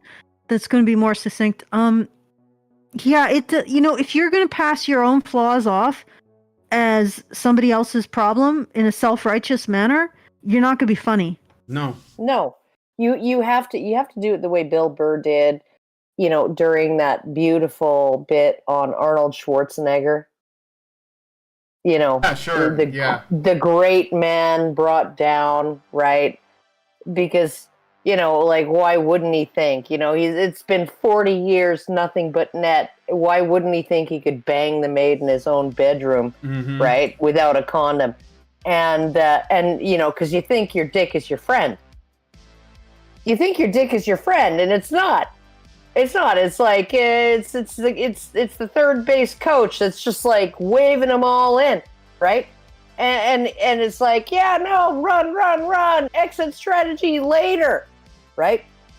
That's how it works when you're a man. Your dick is not your friend, and you know, and everybody sees that. He's like, yeah, no, you're Tiger Woods, right? You know, I golf. I don't have a busload of Scandinavian women, you know, running down the freaking hillside, skirts up, faces painted, right? Ready to jump on my dick right in front of my wife, right? I don't have that. I golf, nobody cares. I lift weights, nobody cares, right?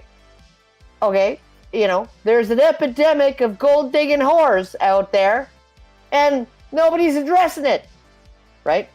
And but part of it is, part of that bit is that it's men who are tempted by these women. It's men. It's not just about the fact that there are predatory women out there, right? It's about the fact that there are men out there who will actually go with that, right? It's a perfectly balanced skit that critiques men, critiques women, basically tells it like it is, and it's like, yeah, no, it's you know, this is why I loved all of his work until he did that until he married a feminist, and then he did one freaking feminist special. I watched 15 minutes of it. I turned it off. It just was not funny. Yes, when people indulge in self-righteousness, they cease to be funny. Then he put out another one, and I think he gave his wife a talking to. R.I.P. Bill Burr. Oh, he turned it around? Yeah, I think he gave his wife... On the third day, he is risen. Yeah, I think he gave his wife a talking to and said, "Yeah, if I do this woke shit, we're not earning anything. So you got a choice. I can be a feminist comedian, or I can be an earning comedian. There's no in between. And so I'm going back to my old freaking gig, going back to my old routine, my old style, and if you don't like it, you can go fuck yourself." And the special after that was actually pretty good. Mm-hmm.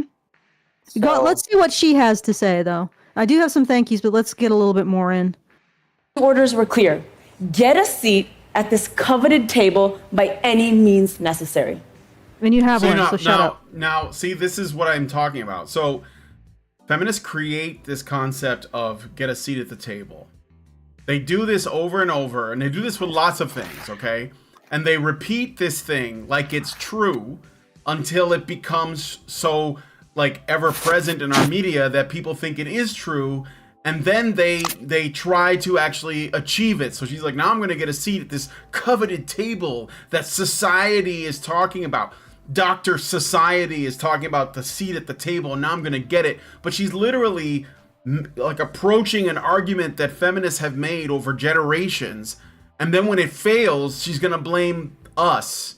She's going to blame the world, society, patriarchy, whatever. Even though it's a lie. She's basically trying to get a lie. She's using a lie to get to a conclusion that she's already have in her mind. You know what I'm saying? Yeah. So, okay, let's keep going. And that's been the driving force We've behind entered my entire feminist career. reality.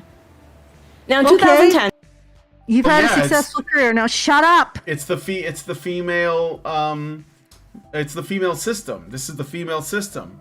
As Teal Deer said, it's the woo. Feminism is a religion. It's not like a religion. It is a religion. Like we can literally make the argument and make it illegal for feminism to be entrenched in government, at least in the States. Yeah, it's because it's a religion. Well, yeah. I just want to point out that this is another instance of a woman snatching victimhood from the jaws of victory. Yeah. Yeah, because victimhood isn't. She can't profit on that. I mean, she can't profit from victory. No, because it's not enough. She does profit from victory, but she can also profit from turning victory into defeat. Mm-hmm. Yeah. God. Okay, tell us how you have in your mind turned your victory into defeat. Okay. And let us find out. I noticed that no one on YouTube looked like me. You know, there was no South Asian woman who's very loud and uses her hands a lot, giving her take on the world. There was no me in front of a camera. So I saw a seat up for grabs. What? Okay, and you got it, and that's the end. Like, what? Okay, let's find out the conclusion of this. So, there was no her on YouTube. Because you are you. Like, yes, there's also, I mean, there is a me on YouTube, but it's not a very big channel. So, and there wasn't a me on YouTube before me went on YouTube. Yeah. Like, what? Okay. All right. So you saw a U-shaped seat at the table, and you grabbed it and got it. Now, no, let's get to the part where your victory is actually a defeat. All right. So I got to work, and I started a channel under the name Superwoman. So modest. Yeah, because although I'm smart enough to do a TED Talk, I'm not smart enough to understand copyright. Oh, yeah, that's funny. No, I don't think so. Like, I don't know. It's cringe. I don't understand copyright, guys. I called it Superwoman. I mean... Why are these people masked? Is this like months ago or years ago? No, this is recent. This is just... Oh my god. This is just the world we live in. Look, notice it's mostly women. I'm just pointing out the audience is mostly women. Okay. You know, this is the start of burqas. You know that? Yeah. Let's keep going. All right. I taught myself how to write, shoot, and edit my own content. And I worked really hard. So you When I were a finally got YouTuber. Yeah, she was a YouTuber. Oh yeah, no. Okay. Like I taught myself to write, edit, and shoot and edit my own content. Yes, because you set yourself a task and you did it. Okay, so I'm Yeah. still wondering where does the victimhood come in? And also, why are you praising yourself for just Doing the bare minimum. doing the bare minimum of what it is to be a YouTuber? And look Yeah. at the freaking number of subscribers. Somebody is really loved by YouTube. Okay, let's That's keep going. impossible. Okay, let's keep going. the hang of it, I committed to posting 2 comedy videos a week. And I found success. With a backward snapback on my head, I gave my take on relationships, pop culture, With a taboo backward subjects, and most snapback. popularly, dressed up like my parents. And Wow, mock the very shit out of your hilarious. father. Yeah, basically mocked your father. Yeah. And your mother. Yeah, sorta. I mean, she just put on glasses and a headscarf. Not really. Yeah, well, I'm just, that's just my guess. I don't know. I haven't watched her content. Let's keep going. I can't tell you how many times I forgot to wipe that chest hair off. A lot of times. Now, fast forward to 2015, and I'm on stage in India announcing my first world tour. Wow, As fate that's would have a lot it, of the day success. after this monumental No, none of this matters because she was denied a seat at the table or the seat at her table. I don't know. Let's keep going. milestone, I was set to fly to Punjab, India, to visit my grandfather for the first time in my adult life. And whew, nothing could have prepared me for what was about to happen. I vividly remember it. Are you about to talk shit about your grandfather? Yeah, Let's probably. find out. Let's keep going.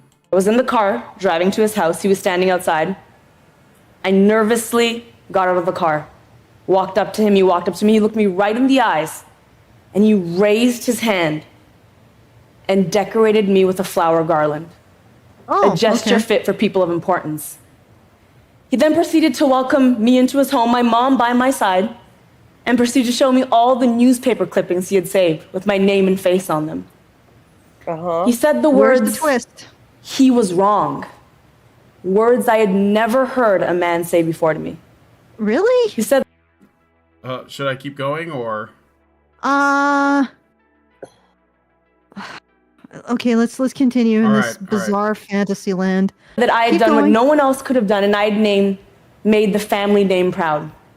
Me, Lily, Okay, the baby born all right. a girl. Okay, let's recap here. Let's recap. All right, she's probably making a lot of money. She has a gigantic YouTube channel. She's doing a world tour. Her relatives are proud of her. Okay, where does the victimhood come in? I know it's coming. I know the turn is coming. No, it's because her grandfather said, "Oh, you actually made us proud." Oh yeah, no. Did he actually say me, Lily, the baby born a girl? Is this from his well- mouth? No, he said that she had made the family proud. Okay. She says that he said that she did what no one else has done, which is make the family proud. Right? So she's humble bragging here. She's saying, and it was bittersweet because I was a girl and nobody expected Okay. that of me. Brian, can I request something? Go back about Yeah. 15 seconds. I want to know exactly. Okay. That's good.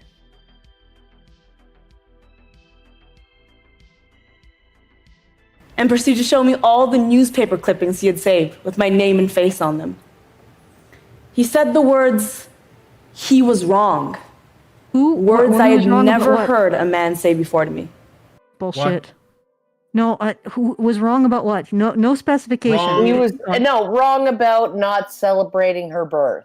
Yeah. Yeah, but I mean, the only thing we could get is that like, oh, she was a woman. I was hoping for a son, and of course she's taking that as or was he wrong about telling her something like, a lot of older generation people say, don't go into this strange YouTube thing. It's not going to make, you're not going to make a, like, until she specifies, this ambiguity makes me feel suspicious.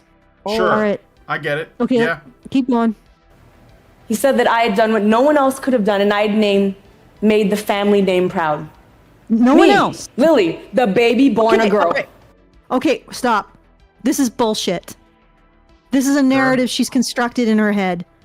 She had done what nobody else could have done and made the family proud. Did he not say no one else? Men and women included. I'm guessing this is a generational thing, and it's about the fact that she went into new media. And she's turning it into, oh, it's about me as a girl. Yeah. Well, What yeah, no, and it's okay. And what you said before, right? Like basically, T.J. Kirk, right? The Amazing Atheist. He dropped out of high school to start a YouTube channel, and he's made something of himself, right? I don't know exactly what. I don't know that I agree with any of his current positions on anything, but because he's extremely hard left, but he made something of himself, and now his parents are proud, right? His parents who told him, no, what are you thinking? Are you stupid? Right? Why would you do that? Yeah, that's why probably would what you happened. drop out of high school? Right? He's talked about it in the past, right? His parents. No, I'm saying that's probably what happened here. Like the way that she's constructing this, if you actually listen, there are things that aren't connecting. And it's because she wants to give an impression that isn't true to the reality that she actually experienced. This is a very adept liar, as far as I can tell. Because she's leaving these open pits of ambiguity in what she's saying in order to allow people to interpret things. It sounds to me, if her grandfather said, you did something that nobody else could do, he's not saying no girl could do, no one else could do. Right? Yeah, make the family proud, yeah. Make the family proud. I was wrong. Okay? You did something no one else could do. Make the family proud. All right? And now she's interpreting that as, oh, I'm a girl. I don't even think that she was referencing her being a girl. There's no indication that happened in what she's saying. When we go directly with what she's saying, she is making the interpretation that, oh, it's amazing that me, a girl, did it. Yeah, despite being a girl, yeah. Yeah, that's the interpretation that she's presenting. Even with her words, she's not supporting it. All right, that's what I'm trying to get at.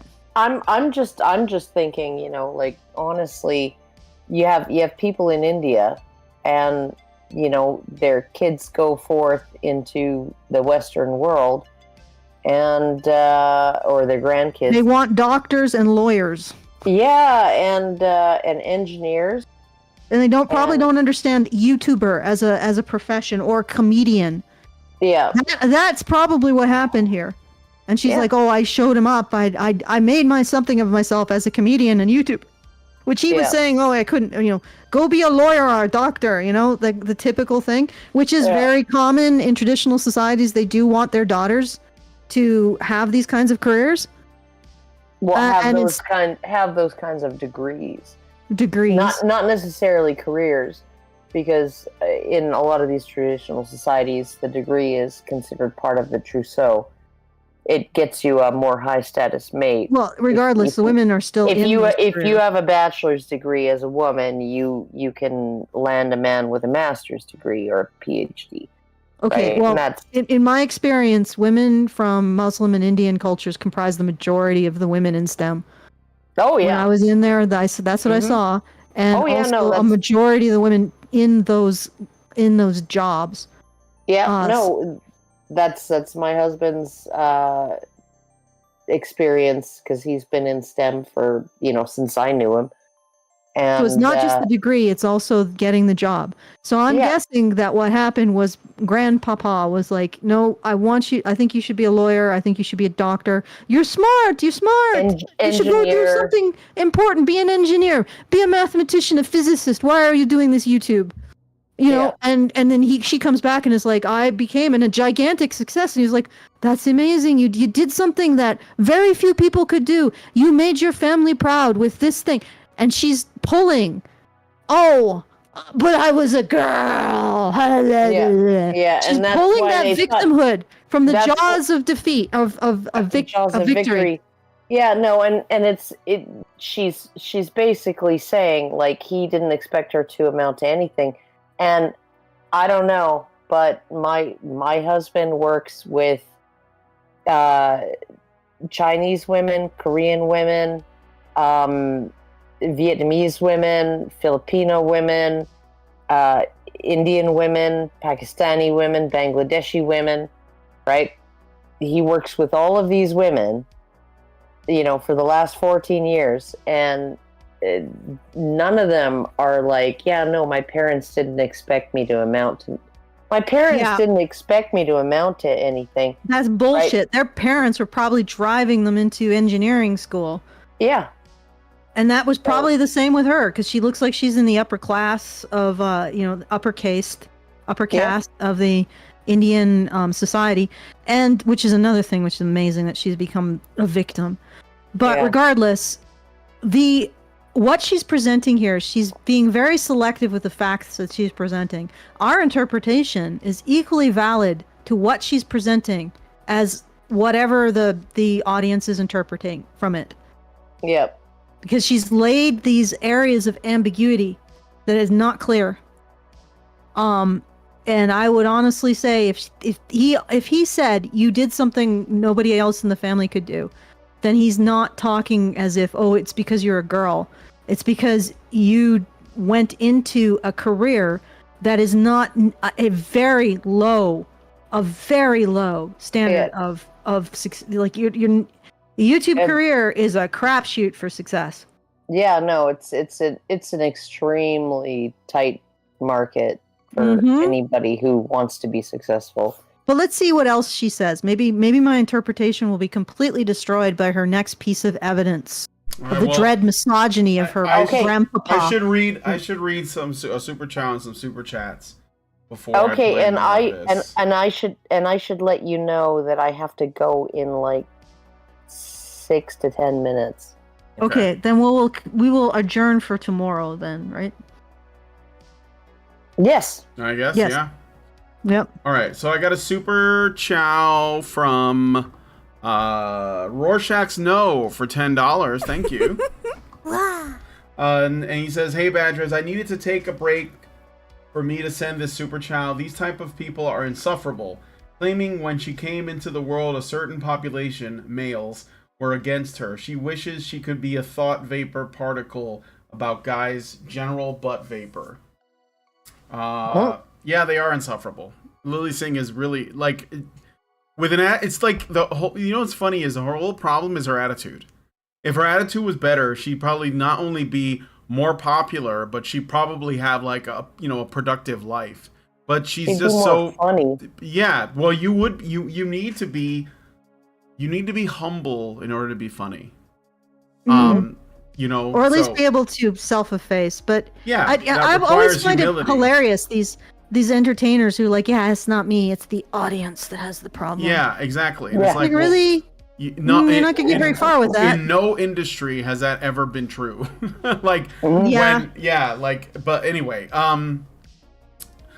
then we got Duncan Alexander gives us 70 Czar and says she is trying to stop gatekeeping. She is gatekeeping in a way, but yeah, I see what you mean. Yeah. She's trying to claim that whatever world, like the business world or whatever that she's trying to do, entertainment, YouTube, Hollywood, whatever it is trying to exclude her because of her like status. And it's crazy because those places are super woke, so there's no way it's because of those particular things. You're probably just not making any money, Lilly Singh. Your ratings are in the toilet. Maybe that's all it is. Yeah, maybe you just need to improve. Yeah, Jesus Christ, what a thought! Maybe you need to work on some shit. I know. Okay, let's keep going. Okay, well, I do have to do the thank yous. Oh, you want to do some thank yous? Go ahead. Yeah, okay. So, Safe Demon gives us $5. Thank you, Safe Demon. And thank you very much. That's really nice. Thank you. Okay, and Math Freak 123 HBR, hopefully not your legal name, gives us $100. Thank you, Math Freak. Ooh. Are you not entertained? Yeah. Are you not entertained? I am entertained. Okay, so just want to remind everyone we are at the end of the month and we must get that fundraiser finished. So please take the time to go to feedthebadger.com/support and pledge some support so we can keep bringing you this content, because we approach these things from Sorry about that. We approach these things from a very unique perspective. It's a perspective that a lot of people seem to have a big issue with. I mean, there's the right, there's the left, both with which blame men, and then there's us saying, yeah, we got to stop that, we got to move past it, otherwise our society's not going to continue. And like I said, somebody said that the analogy of the peacocks, they liked it. Well, let me take it a little bit further. Our peacock farmer is absolutely certain that if he takes the tails of the peacocks off the peacocks and put them on the peahens, that somehow something good will result from that. Yeah, no. Little pea babies will happen. Yeah, somehow pea babies will happen. It's like, no, and again, I guess women just don't want to admit, even though they will admit, they don't want to take responsibility for the fact that they want a man who brings some kind of superiority along whatever axis that they prefer to the table. And if a society does not attend to the task of making men desirable to women or allowing them some kind of field to develop that desirability, it's a society that is not long for this world. And our society not only doesn't attend to the task of actually making men desirable, it literally makes them less desirable, undesirable. It's actively destroying men's desirability to women, which would be fine. Actually, no, it wouldn't be fine. We have to stop that. Even if women were okay with an equal partner, the fact that our society is dead set on making men undesirable as partners would be a problem. But not only is our society making men undesirable as partners, women still want a man who is superior to them along some metric, either money or defense or, well, less and less spirituality, but some metric. Yeah, physical capability, something. And that instinct to hypergamy is, women are generally helpless when it comes to giving birth, lactation, early childhood, taking care of kids. So it's understandable why they want a man who can defend them, can provide for them, has some kind of superior quality to help them during those times. All right. So it's not like it's a horrible thing, but it is a thing. Yeah. And if you want, no, it is the empty spots on women's spreadsheets when they want to have kids. Yeah. And they need a man or somebody to fill those spots on the spreadsheet. And when the government stepped in and said, hey, we'll do it, we'll just steal money from men and give it to you so that you can, and all that did was just increase the amount of money that women wanted in order to pair bond with men. It did not change the hypergamy. No. It did not change women's desire for men to bring something more to the table. Okay?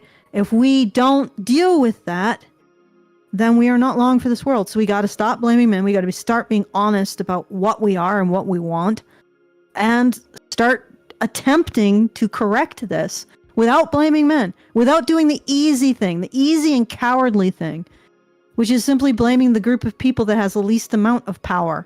Have you ever considered that? It's much easier to blame the people who don't have any ability to change the situation because they don't have the power to screw with your life. Do they? Yeah, no, so we just blame men.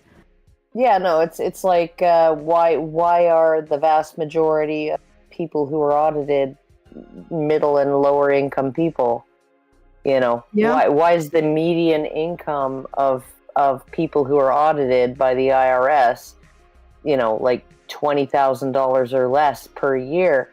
Why is that? Well, it's because they don't have the resources to fight back, right? The billionaires, they got a whole fleet of tax attorneys there to fight it in court and get off the hook. So, and to find every loophole and to find every single deduction and all of those things, right?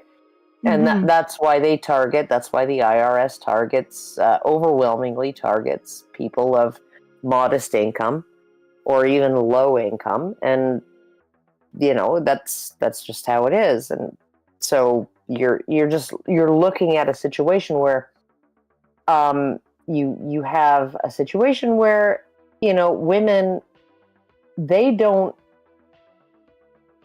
and like, this is one of the things that I've always kind of noticed is they don't notice the men who operate society, right? They don't notice them unless those men are holding up traffic, right? Making them late for work or for lunch or for brunch or whatever, right?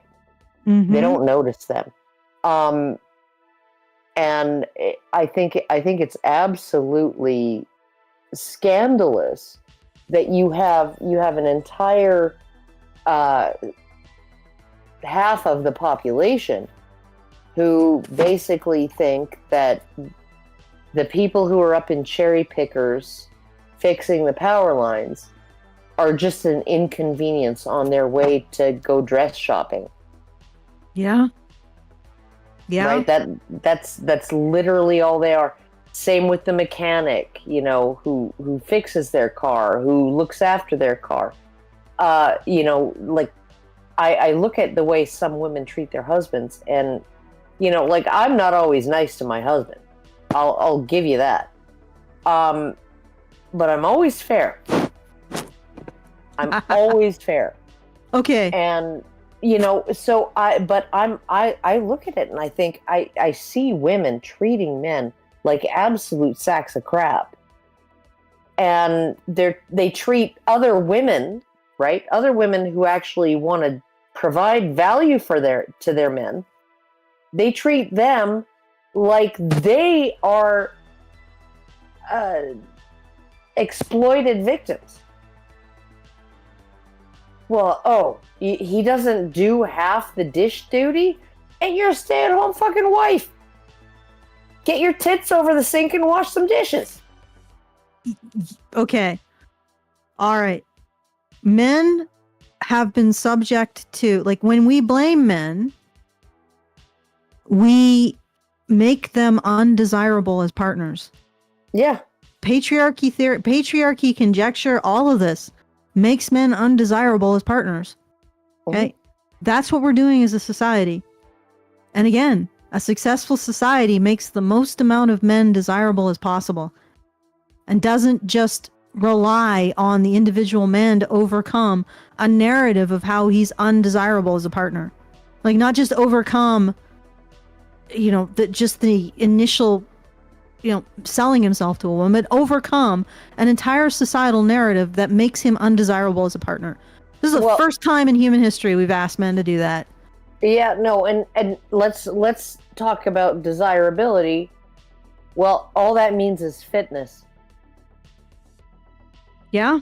If he's fit, then he's desirable, right?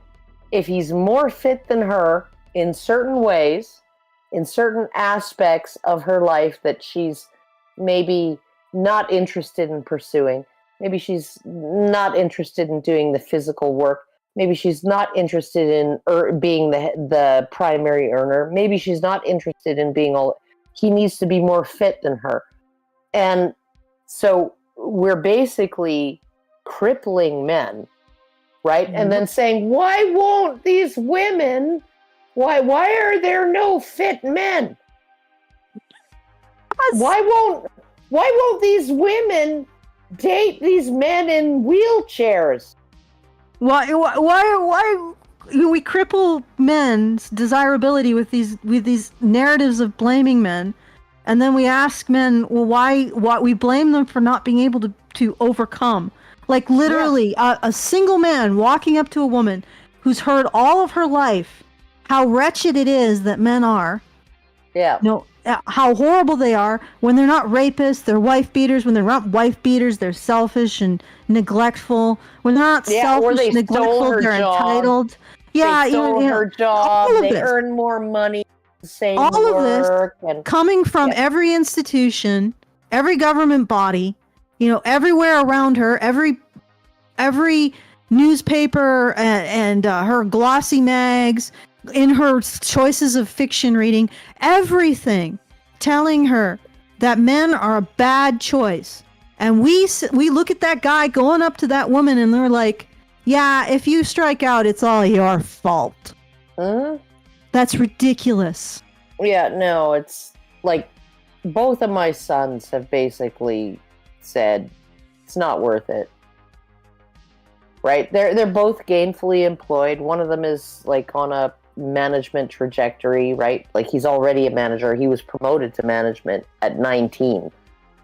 And he's on the upward in the pipeline to move up.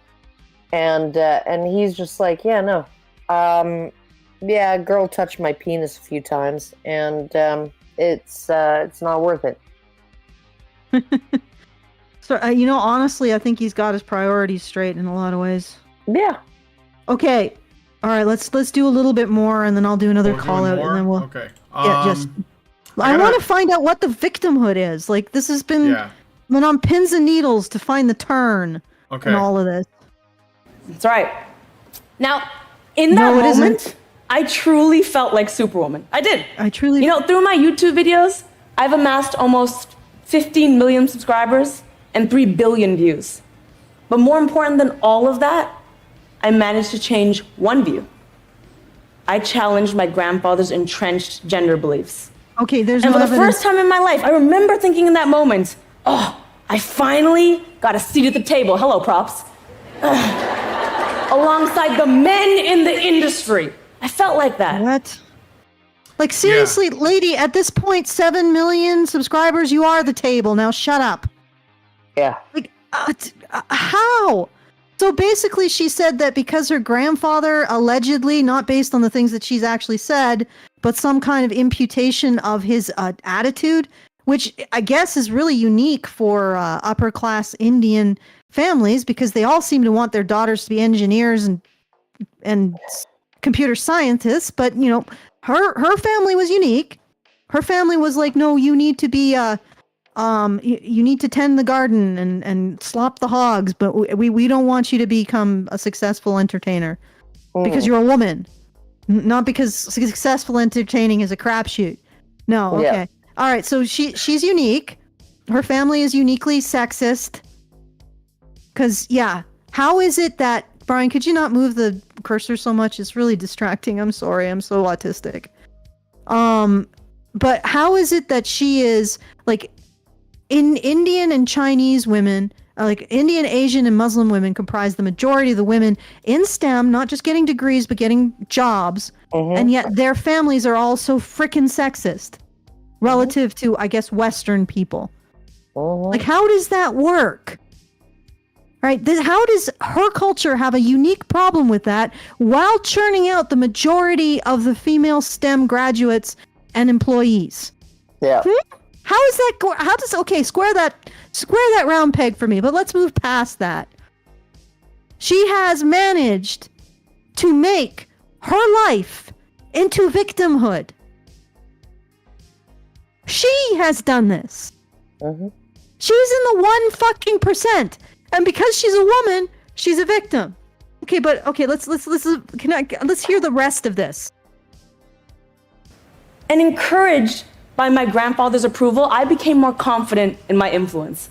I remember thinking, I'm going to talk at this table. I'm going to join the dinner conversation.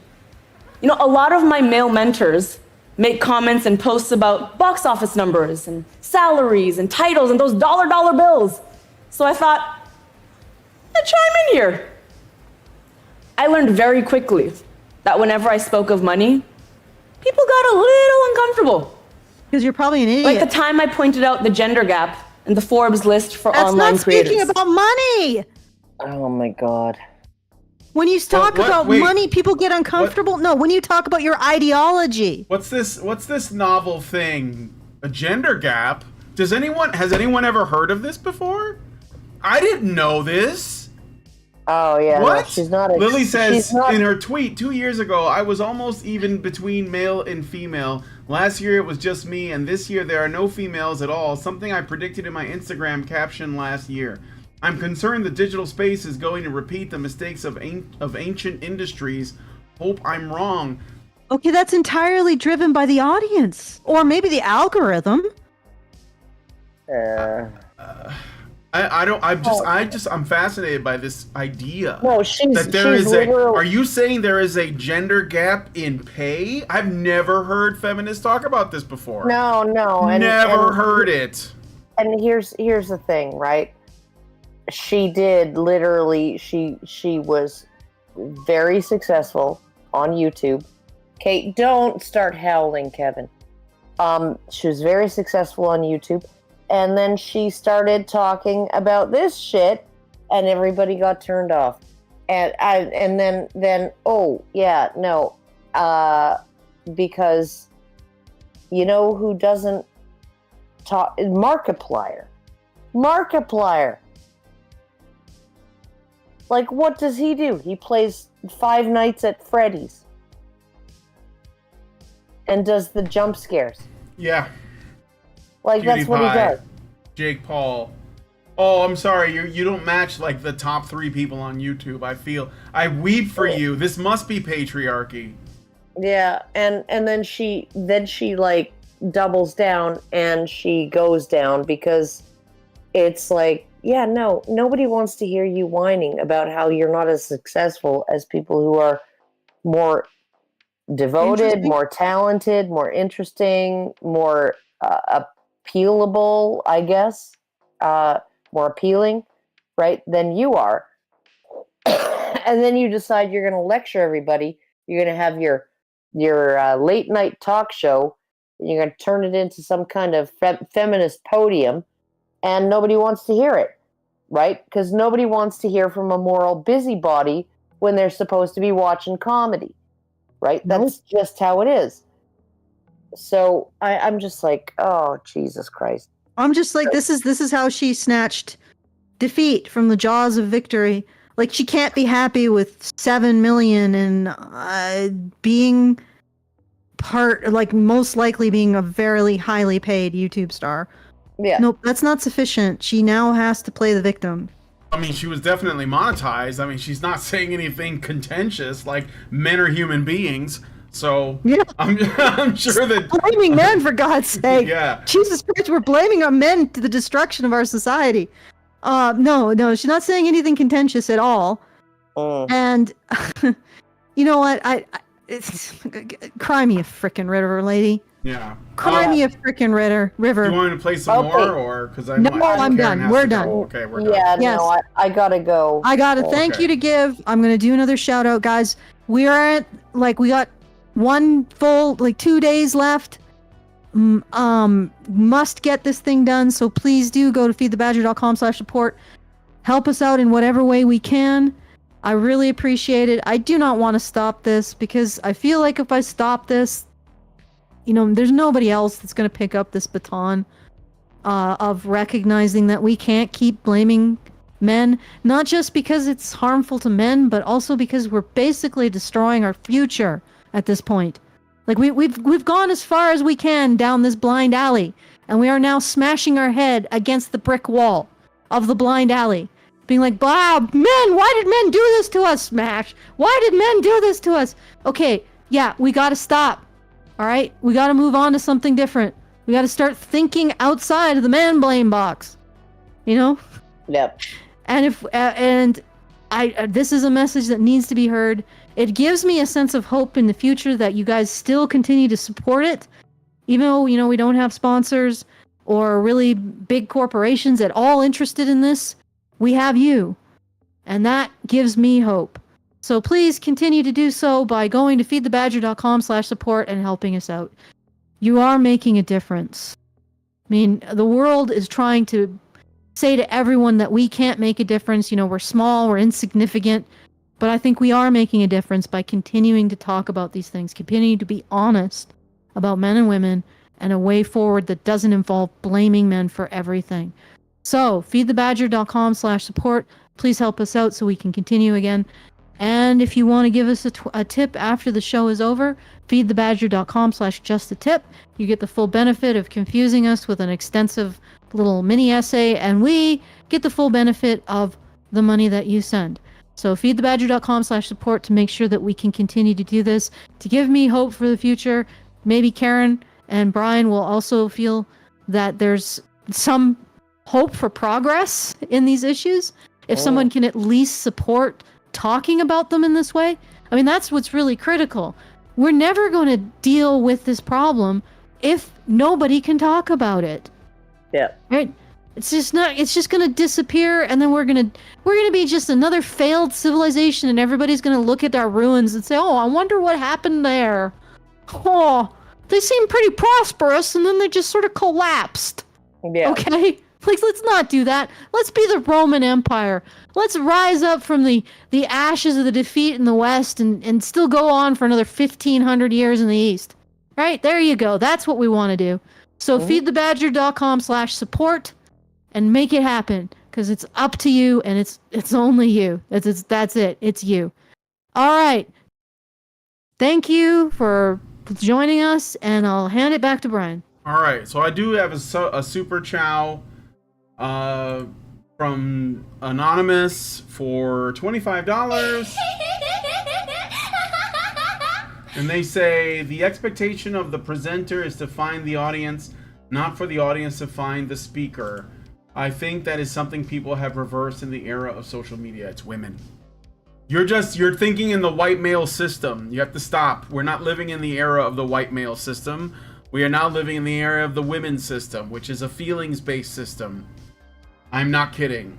So, anyway, and also shout out to the Rumble Gang before we wrap the show up. So, if you guys like this video, please hit like, subscribe if you're not already subscribed, hit the bell for notifications, leave us a comment, let us know what you guys think about what we talked about in the video. There's a link to the source in the description if you want to put yourself through that yourself.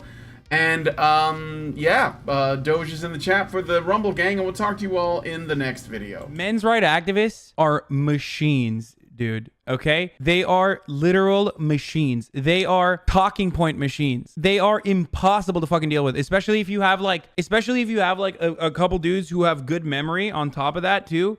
Holy shit, you're fucked.